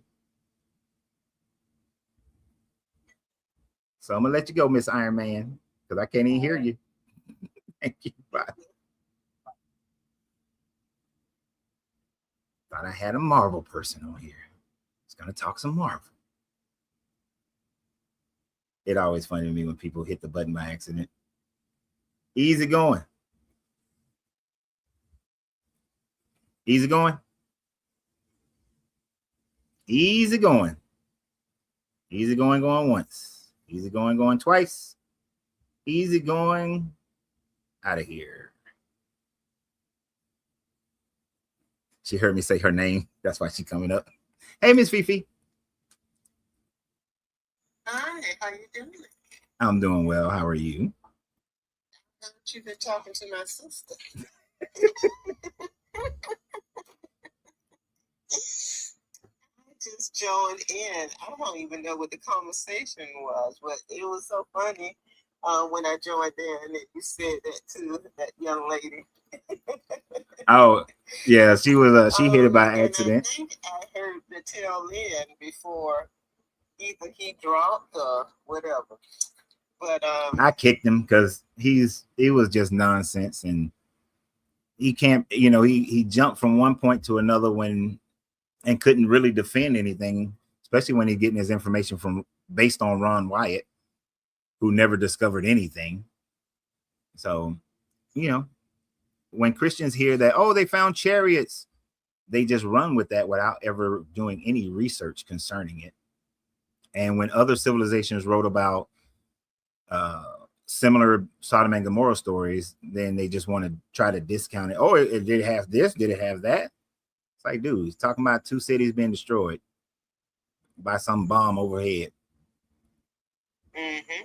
And astrometrically, we can see that around the 17th century BCE that some upper atmosphere explosion happened near the Dead Sea, and that's where all those stories come from. Mm-hmm. So They don't put the 2 and 2 together. no, they can't. The math is not really math, is it? It does not, and they can't see the issues within their own story because they're so dedicated to this story Mm-hmm. that they have to hold on to it. Mm-hmm. Yeah, Yeah. they do. But I always tell them that at the end, Jesus said, I don't know you. You worker of iniquity. Get away from me. You know, Mm-hmm. And a lot of them gonna get told that. A lot of them gonna get told that. Because they know they're workers of iniquity. Yeah. You're so silly. But anyway. I can't with Yeah. you. It's hard to get into the kingdom. It is. I don't Kingdom of heaven. want to get into the kingdom of heaven. It sounds like slavery to me. All day long, all night long. And I can't sing. That's slavery. I gotta hear my voice singing. I mean, can you just imagine you in a place that you're just worshiping this God 24/7, and you either have knowledge that your family members are suffering in hell or anyone is suffering in this lake of fire, and you're supposed to be happy. But if you wipe away my emotions for that, you wipe away my memory of those people, then I'm not me anymore. So what's the point? Right. There's no point to it at that. I can't. It's dumb. Forever and ever. Mm-hmm. But I don't think they think about it. I don't think they ever give it deep thought. They think it's gonna be sunshines and rainbows and unicorns and all that stuff. And that's what they're going to be existing in. So, Yeah. and they don't realize their Bible doesn't say that they're going to be existing in this place that they imagine, where they get to hang out with all their family members and everything's just nice and they sitting on picnic blankets. Mm. Mm-hmm. Oh boy, who knows what's gonna happen? But you know, the best thing is to enjoy your life every day. I do. Do something kind for yourself. I- And don't get stuck to you know what's right, you know what's wrong. Yeah. Just do that. Even when I have days, I don't even have days where I'm deeply troubled all day long and something like that. Yeah, everybody has their moments. You know, you have your moments where you might be troubled about this or troubled about that. But I try to make every day, every moment as glorious as I possibly can. Sometimes, like I was gonna come do a live yesterday, and I literally decided I don't want to deal with these people today. Some of these people gonna mess up my happiness. And I was like, nah, I ain't doing it because I'm having a good day. Well, you are knowledgeable and you're able and you're very patient, so you're able to deal with these people. So Yeah, but yesterday I didn't feel like it. In itself. I didn't feel like it yesterday.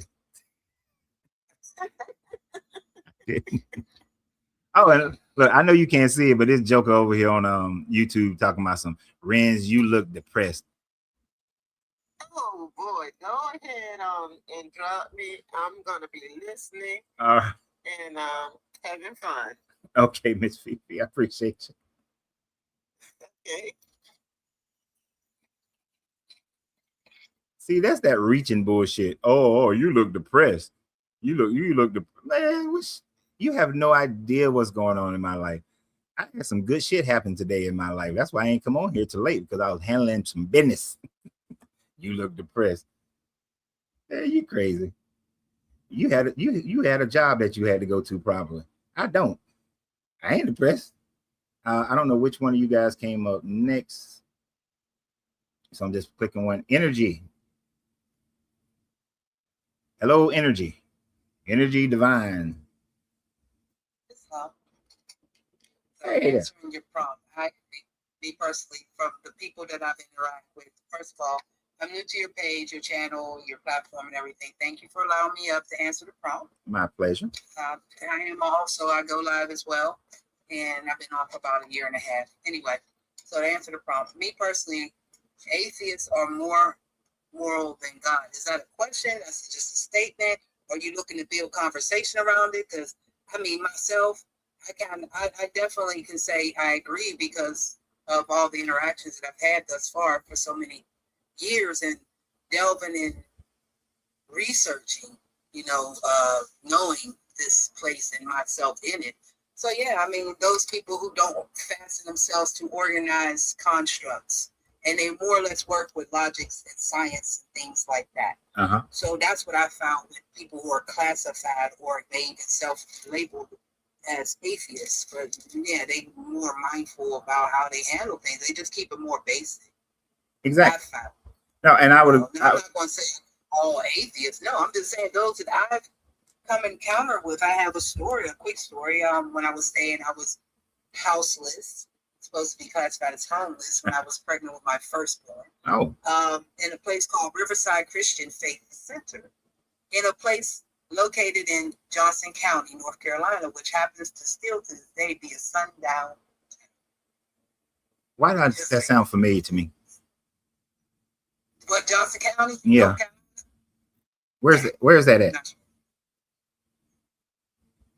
Johnson County, North Carolina. Like what? Okay, what city is it near? What cities are inside that county? Or biggest city near it? I don't recall. It's been 29 years since I've been in that location, but it was in Johnston County. You know what? I just the whole area. It's that. I realized why that I was stationed on a base called Camp Johnson in North Carolina. That's why. So ignore me. Go ahead. Okay, so is it near Fort Bragg? Yeah, like you said. Camp Lejeune. Camp Lejeune. So in this place, this is during the year of Fran. If anybody on your call, on your live, remember Fran, the year Fran came from North Carolina. I do. Okay, yeah. I was just reading the comments. And Franny came through. Now I'm in this shelter for women and children. I was pregnant with my firstborn. Scared out of my mind. I don't know, you know what I'm saying? But it was the most pleasant pregnancy I've all for. Anyway, so Fran came through, and it was on a 40+ acre lot. It had horses and other, animals and lakes and sand and all that good stuff. Stuff for a woman like myself was able to develop that baby that I was going on. But they were coming at me. Mm-hmm. They were trying it. And eventually they did come at me. But Gloria, because when Fran came through, we didn't lose lights. No tree fell on the structures that we were housed in. Anything like that. It's like we didn't really have a lot of interruptions, but getting out from the compound, you're fine. But once you get into like the little area, the little towns, things are down to breathe, stuff like that. Because Fran was something, so I was told. Anyway, they were trying to say that or convince the ladies there or scare them, if you ask. That, this is a sign from God. And Gloria, I love her so much. She said, no, all you have to do is watch the news. We knew it was coming. And that's level of logic, and she's not have no motive to try to upset anyone. She just blurted out, actually an ex-professor. Mm-hmm. And she became homeless because she decided to opt out of how society was going. So she has the means, but she chose the road that she was on. And she was a self-proclaimed atheist. And then I geeked with one, Bob Ludwig. He was another one, self-proclaimed atheist. We used to chop it up a lot. He used to like to talk about Grecian mythology until the time that I said that I had declared my nationality. And then he didn't speak to me anymore. Go figure. Yes, love. There is bread, please. It's in the refrigerator. It's in a jar. It's in the cans. Oh, it's just canned tomatoes. There's some. My apologies. Working with my son. This is one of 2 workrooms here at the Post. Like you said, like I said, you're due to me. I'm a creator of all things original. For children, women, and men, home decor, original artwork, accessories, non-type courses, holistic classes. And because of where I'm at in this era of time, located on Northwestern Exxon, known to most people as North America, Turtle Island, El Morocco, things like that, I teach people about their nationality and birthrights. Okay. That's what I'm on here to do. Not that stuff, but to teach people to support their local creators, because the supply chains can be interrupted. Y'all know what y'all just went through for the last couple of years. So that type of things. I've only been on this a year and a half. I was inspired to come on because I have a sister who would send me clips from this, but I didn't have the app. So I couldn't access it to make the things that she's seen. That's what I do. I can create whatever you send me for the most part. I see some. That's why I made you big on my screen, because I was seeing some of the stuff behind you. Yeah, I mean, I like to make, and I'm working in this workroom. I just did a piece of clip. I did some content showing, because it's been a minute since I've been posting and going live, because I got a lot going on. I'm remodeling. I mean, it's just a lot. And like you, I haven't been gigging in over 16 years by choice. I haven't banked in over 24 years now by choice. I've educated all my sons and daughter in the home by choice. I got under the auspices of homeschooling, but I just didn't feel like that was the place to send my sons and daughters from my own personal experience, the experiences of my mom and her big family, because I'm an only child. She was one of 10. So, and they were in the integration period. Right. So her stories and just how they've developed. Now, energy. My own experience. We now went way off topic. Just introduce myself to your peoples and yourself. Now, but let me. that's how I feel. Atheists are more moral because they just deal with the ones that I've dealt with. They just basically live in life, dealing with it as they can, and they're not looking to dupe people. And they're not allowing anybody to dupe them. Exactly. No, I agree with you 100%, and that's why, I brought the subject matter up. It's both a statement and a question. It's a statement for me, but of course, for those who believe in the Bible, I wanted them to see it as a question, so that they can and hopefully start a conversation about the fact that I want to see how they try to prove that their God is more moral when you read this book and you see all the things that this God does to people and to animals and everything, that there is a complete immorality of this God compared to how we are today. Now, if we was 3,000 years ago, we would think this God was moral because we be living the same lifestyle. Because that's how people thought 3,000 years ago. They thought that women are only property 3,000 years ago. They thought that slavery was okay 3,000 years ago. But we have grown to a higher moral standard through the centuries simply by living life and moral people standing up to change society time and time again. This is why I don't put anything on one group of people is evil, one group of people is good, because all groups of people, there's not one group of people on the planet, if you look at their history, that they would fit to our moral caliber today. Because they were almost everybody in the world had slavery at some point in time in their history. But we think That's what we've learned. My apologies. No, go ahead. Go ahead. That's what we learned. You know, like I said, we're self-elucidating. I like to research a lot of resources, things like that. And yeah, I mean, for us, we've learned that man has two selves, higher self and lower self. So anybody I come across in the moment that we're in together, I can assess the situation for what I'm dealing with. And I'm not letting my emotions come into this, especially if it's someone I just met. That really shows, you know, my level of character. If I'm just so quick to allow something so precious as emotions to be, you know. So I feel like, yeah, definitely just these people today, they're not understanding that that's, you know, it's a research book. It's a resource book. It's a sun book. It's not about, you know, the body type, but it's, you know, it's reference to, but it's not, those people didn't walk it like people. But, you know, it's hard to get people to understand that when they're attached under the spell that has been cast. So I don't even attempt to. I really don't. I leave people where they're at. Yep, that's why I was taught we all have a higher self and a lower self. So when I'm encountering someone and those attributes are being shown, be it higher self or lower self, I adjust myself accordingly. I'm with you. And that's why I didn't go live yesterday, because I didn't feel like dealing with any lower-minded people yesterday. Not that my people now, that's what's up. For my people who follow me and they like what I talk about, it ain't about not them other people, and they know who they are. Like, then they say stupid shit like this guy just said, Sam I am talking about this dude thinks that there were no decent people 3,000 years ago. Is that what I said? I said the general consensus is that people thought that slavery was okay. We were taught that every nation has suffered enslavement. Yeah, and in every society, there are people who go against the grain of what the society is doing and think that some of what they're doing is wrong. So if that's how change happens. That's how we got out of slavery. That's how women got the self-agency. That's why child labor laws came into being. All those things happen because somebody in the society that generally thought that something was good thought that that was wrong, and then it changes. And we'll continue to do that even in today, as there are things that that as a society we may think, oh, that's okay.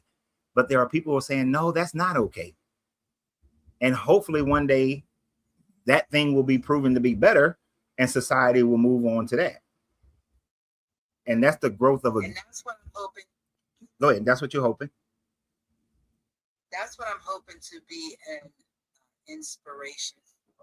I'm not looking, when I got on here, most people, when they look at my contact, when they come on my live or see me on other people's live, oh, can I get that? Oh, how do I get that? How do I order? And I let them know right away, I'm not here to sell you anything.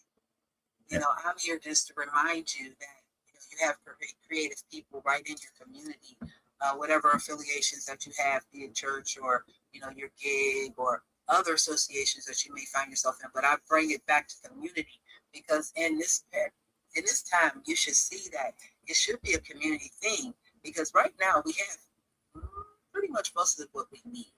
You know, I may not have a leaf blower, but you might. That's right. You understand what I'm saying? I And understand. besides, I don't need to have everything. I got to store all that. Now that's when George Carlin comes into mind about stuff and everything. I'm with And you. as an artist, as I am, I have to have a lot of stuff in order to create things for the community that I need to create for you all. But in order for me to do my work uninterrupted, then yes, who's going to make the deals? See, it's a community effort. So we got to get our mind in my humble. We have to get ourselves back to communal thinking. What we can do within our so-called certain amount of blocks, let's say 13, 20 square blocks or something. Those things, I can't grow everything I need to consume. But the land does still yield everything. It does. We're told it's not. Right. And a concerted campaign has been for quite some generations to get rid of natural fruiting nut trees and fruit trees and things like that in urban situations. What's he talking about? You know, I'm old enough to remember. I'm 50 plus. When I used to walk and go from one community to another, and we ate along the way. No candy store. The candy store is the nature's things. You know, so getting back to community and realizing that we don't have to worry about changing of currencies and things like that. Just really focus on: is your brother okay? Is your sister okay? Did you check on your neighbor? Are y'all planning? Are y'all really coming together? Forget your city council meetings and your borough councils, because they're already proven. Yeah. They hire police departments. You know, so there's all that stuff. But I'm saying the local man and woman, like I'm growing as much as what I can. I grow things medicinal like your mugwort. Well, I don't grow the mugwort, that's natural around here. But you know, I plant seeds for the heal, things like that, marshmallow. You know, things like that you may need. So this neck of the woods can be known for, well, if you need this type of thing, I'm with you. you can go over in that area. And you notice I keep saying that neck of the woods. I don't claim municipalities because I'm ancient. I got you. But I gotta keep moving because my wife now sent me a message. So let me keep moving. I appreciate you. Right. Peace and love. Peace and love. So that was energy_divine_L''S. So y'all go and check out her TikTok page. She has some interesting artwork in the background. So I want you to go check it out. And sounds like you can get some natural healing things as well. She took me to my childhood when she talked about walking across, because there were times we didn't have food. So we just walk across town and you can pick fruit and nuts and berries. And that's how you ate. Those were some good old days back then. Those were some good days. And it throws me off because I can walk across the city I grew up in now, and they've made a concerted effort to get rid of all those fruit trees and whatnot. And we don't have none of those now in the town that I grew up in. You have to grow them in your own yard. True Atheist. Hi, Coach. I agree with the topic today because I don't beat children. I don't kill people, but it's not because of a God, because I see him doing the same exact thing. It's because I wouldn't want people doing that to me. That's why I don't do it. And I'm an atheist, so I definitely think that atheists are more moral than God is. Oh no, I agree 100%. I mean, we can just look at the statistics and see that, you know, you look at American prisons, and there are more religious people in prisons than atheists in prisons. More crimes are committed by religious people than they are committed by non-religious people. And I know the cop out for that is, oh, well, they ain't real Christians or real Muslims or real whatevers. No, they believe in what you believe. As a matter of fact, and a lot of them, when they get out, they claim something else when they get out. So they make all those types of claims, but the statistics don't back them up. And their Bible certainly does not back them up at all. Did you know that go ahead. No, go ahead. Did you know that according to statistics, like you were saying, atheist nations are less crime-ridden than the religious nations are? The Christians and Muslim Islam nations? Yeah, the Netherlands have lesser crime rates, lesser murder rates than these more religious countries. Like it's not even something that you have to look hard to find. You know, look around and struggle to find the information. The more religious a country is, the worse their crime. Oftentimes, you have higher poverty rates. Quality of life sucks. Work-life balance sucks. It's terrible in some of these religious countries. I feel so horrible for the women in Islamic nations, they are never gonna. It seems like they're never gonna come up out of their oppression that they're in now. They're They not will. even thinking about They will. letting it go. I hope so. I mean, thankfully, some of the Muslim countries are becoming more and more liberal. Yeah. Women in Saudi Arabia, where they couldn't drive when I was in Saudi Arabia, a woman couldn't drive. Now a woman can drive. That may seem like a small thing to Americans, but that's a big thing It's to horrible. Hold a woman as property. Come on, people. What kind of man does that? But it's based on their religion. Yeah, they're not real. Yeah, religion holds people down. They're definitely not real men to do that to a woman. Mm-mm. But Hey, I had a question. What would you rather do if you died? Stay dead or come back in a hell that was just the way you wanted it to be? If the hell existed the way you wanted it to be. well, of course, with those being my only option, I'd rather come back. I mean, stay dead. I'd rather stay dead. Because you said come back to a hell. I wouldn't create a hell though. I mean, if I'm the creator of my afterlife, it's not going to be a hell. It's going like an afterlife the way you wanted it to be. Yeah, if I can come back, if the afterlife is whatever I make it, then I go to that because that's going to be great. It's going to be fantastic. You have your wife and everything in it. Well, if she dead too, yeah. But if she ain't dead, I ain't gonna kill her.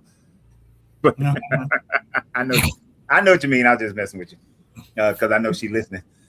Would you rather stay dead with you or come back after y'all both die? If it was possible to raise the dead people back. No, I don't know what I'm taking them out of, so I wouldn't raise anybody up. I'd leave them dead. I don't know what I'm taking them out of. Yeah. If there is anything that I'm taking them out of, just could be oblivion, and oblivion is. That's what I believe in. Oblivion is better than the world we live in now. That's what I believe in. I just believe in total oblivion after death because there's nobody that has proven that there's a heaven or a hell yet. Yeah, until I have some proof, I don't accept it either. That's what I'm saying. I mean, hopefully I can create my own afterlife, but there's no proof of one, so oblivion. But let me go. I gotta go quick now because my wife now told me it's dinner time. Bye, Coach. All right, later. She sent me a message over there. Let me hit this person. It's two. This person and one more person. Then we're gonna be done for the day. Is it Gaudo? Godo? How do I say it? Gaudo is fine. Okay. Are you over 21? I am. All right, good. And are you a believer? Yes. All right. So you believe that you're a believer in what God? There's only one God. Based on what book? So, can we start by? I got to know what God you're talking about first. Are you talking about the Christian God, the Muslim God, the Hindu God? I follow Christ. Okay, there you go. All right, so go ahead. So, how is it that you yourself are a descendant of Nephilim, but say the things that you do? I'm not a descendant of a Nephilim. You're not a serpent. No, I'm not a descendant of a Nephilim or a serpent. In Jesus Christ's name, you're not a negative blood type. No, I'm not a negative blood type. So then, sir, you're being misled. Are you aware of that? I don't really even know what the hell you're talking about. That's a good thing. And now I think I know why I'm here. So there's two types of humans on the earth, sir. You have descendants of Noah, and you have descendants of fallen angels. Your blood type, according to what you've said, is a positive blood type, which is the same blood type as my own. We are descendants of Noah. And then you have the descendants of fallen angels, which are serpents and scorpions, or having DNA from seraphim and cherubim angels, who are the ones who pretend to be like you, but are not, and are going to laugh at you if you fall and say, look who I was in this life and how I led you down here. So if so you believe the Noah story happened? So I know that the Noah story happened. Okay, so if the Noah story happened, then how are there Nephilim? Didn't they all die according to the story? In Genesis 6:4, the scriptures say before the flood and after the flood. And if you're a positive blood type, like you say, How did you that have happen? power in Jesus Christ's name. How did to ask wait, people wait, around wait, you. wait. How did that happen? If Noah and his children were the only people who survived, how is there Nephilim still amongst us? Yeah, so again, Genesis 6:4, if you pull it up, says the sons of God came into the daughters of men Mhm. and bore giants to them. And Yeah. there were giants in the earth in those days before the flood and afterwards. So the sons of God before the flood and afterwards came into the daughters of men and produced offspring. So you are taking Genesis 4:6 to say that this, and the part where it says and so afterwards, to mean and so after the flood, even though the flood hadn't happened yet. Let me make this very easy for you. If you Google it, sir, there's two blood types of humans. A positive blood type, I understand nice that. and friendly because they have good spirits from God, they have a soul. No. And a negative blood type whose blood attacks positive blood when they're mixed. So No. there's two bloodlines, sir. Nope. I know. Yes, Nope. I know blood for some. everyone. I know a whole bunch of positive blood type people who are evil and racist as hell. Yeah, but they're descendants of Noah. But by Well, you just said they're good genetics, they're people. blood type. You just said they were good people. This is what I'm saying. Jesus explained that the life is in the blood. So you and I'm a positive blood Okay. type. We both descended from Noah, but there's another race of human beings, sir, that have negative blood because they have negative spirits. Sir, Genesis 6:4 does not demonstrate that there were Nephilim on the earth after the flood. If that was, if that's the case, then the whole Noah story and only the saving of his sons and they're repopulating the earth is a farce then, because it says that everyone died except for them. Listen to what I'm saying, sir. So the Bible lied to itself? Cousin or ancestor, we are of Noah. You're a positive No, I'm not. blood type. No, I'm not. So you're negative blood type? I'm not of Noah. My family lineage does not go to Noah. Or are you positive? My family lineage does not go to Noah. I have no Levantian DNA in my body. Well, just know that you might be wrong and you might be No. siding with a race of people No. who are No. not No, like no, you. no, no, no, Okay. no, no. Explain then, Okay. how were there civilizations that were in existence before the flood, during the flood, and after the flood? We have archaeological evidence of those civilizations existing during and after the flood. They didn't die. They were the Rephaim and also the sons of Seth, sir. So I can. The sons of Seth, these are people who was in the Polynesian islands. They had no idea that these Levantian people even existed. There were people in the Americas who had no idea that them people ever existed. And the flood never happened. You're being misled by humans who are not like you, sir. I'm trying to explain to you. So you're saying the archaeological evidence that demonstrates that the flood never happened is false? Yes, sir. How is it false? You're being tricked by Nephilim, sir, against Look, your own God. I don't even have time for this stupid shit. Well, That's just dumb. I've had some you know, if my wife hadn't sent me a message, I would take more time to deal with that stupidity. You got negative blood, so you from the Nephilim. You got positive blood, so you from Noah. I ain't from no damn Noah. I ain't got no Levantian blood in me at all. What kind of bullshit is that? I don't even feel like dealing with that. Oh, the other guy's gone. I mean, whoever, have y'all ever heard some bullshit like that?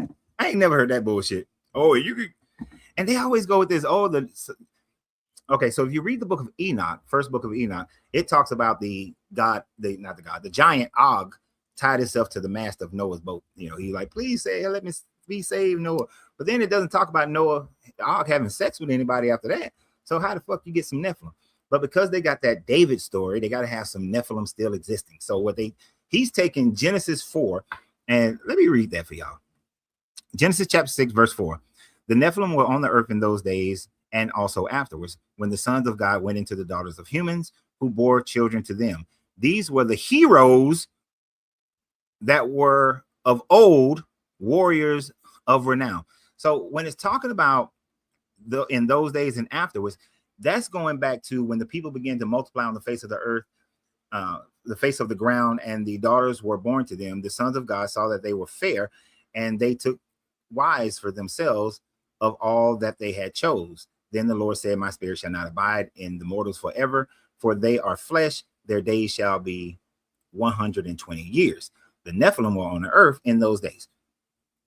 So and those days and afterwards. In those days, when they first had their incursion into humans before Noah, and then they're in there even after the days that they had their incursion. Now, God then says that, you know what, these humans are evil as fuck. I'm tired of them. I'm gonna kill them. 120 years is all they're gonna live. So he saw the wickedness of the humans was so great on earth that every inclination of their thoughts of their heart were only evil continuously. Not the Nephilim. He's talking about humans. And the Lord was sorry that he had made humans on earth, and it grieved him to his heart. Not the Nephilim, the humans. So the Lord said, I will blot out from the earth the humans I have created, people together, and animals and creepy things and birds of the air, for I am sorry that I had made them. But Noah found favor with this God. I'm going to kill every goddamn body and every animal. Animals didn't have nothing to do with it. Animals didn't have nothing to do with it. So Noah and his 3 sons, they get on the ark. They build the ark. They get on the ark. He's confused 2 of every kind, and then he changed it up to 7 of the clean animals in chapter 7. You know, and then the whole flood happens, right? And it destroys all the people and everything. And here's the part he said, in chapter 7:21, all the fish died and moved on the earth, birds, domestic animals, wild animals, all swarming creatures that swarm the earth, and all human beings. Everything on dry land in whose nostrils was the breath of life died. Everything. So for that dude who was up there, if everything died that had breath died, except for Noah and his sons, where the hell are the Nephilim? Where are the Nephilim? There are no Nephilim.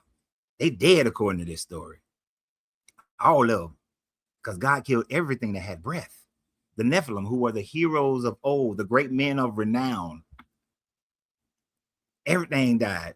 So now he want to concoct this. Oh, if you got positive and then you got negative, then your negative is the serpentine Nephilim, who were the heroes of old and great men of renown. They get the idea that the Nephilim are evil because of the book 1 of Enoch.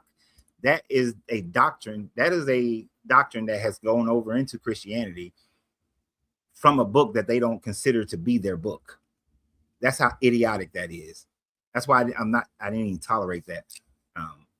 But IG, I saw you just pop up, but I can't. I got to get you tomorrow, bro. I got to get you tomorrow because my wife now sent me 2 messages that dinner is ready. And so I'm overtime. So IG, I'll be on here tomorrow. And I promise I'll get you up here tomorrow. Because I know you probably got some good shit. But wait a minute. Okay. You're going to give me some comedy. Come on, IG. Okay. IG, real quick. IG, I'm trying. You're getting me in trouble, so get your ass on here. IG, if you don't get your red ass beard up here and say something real quick.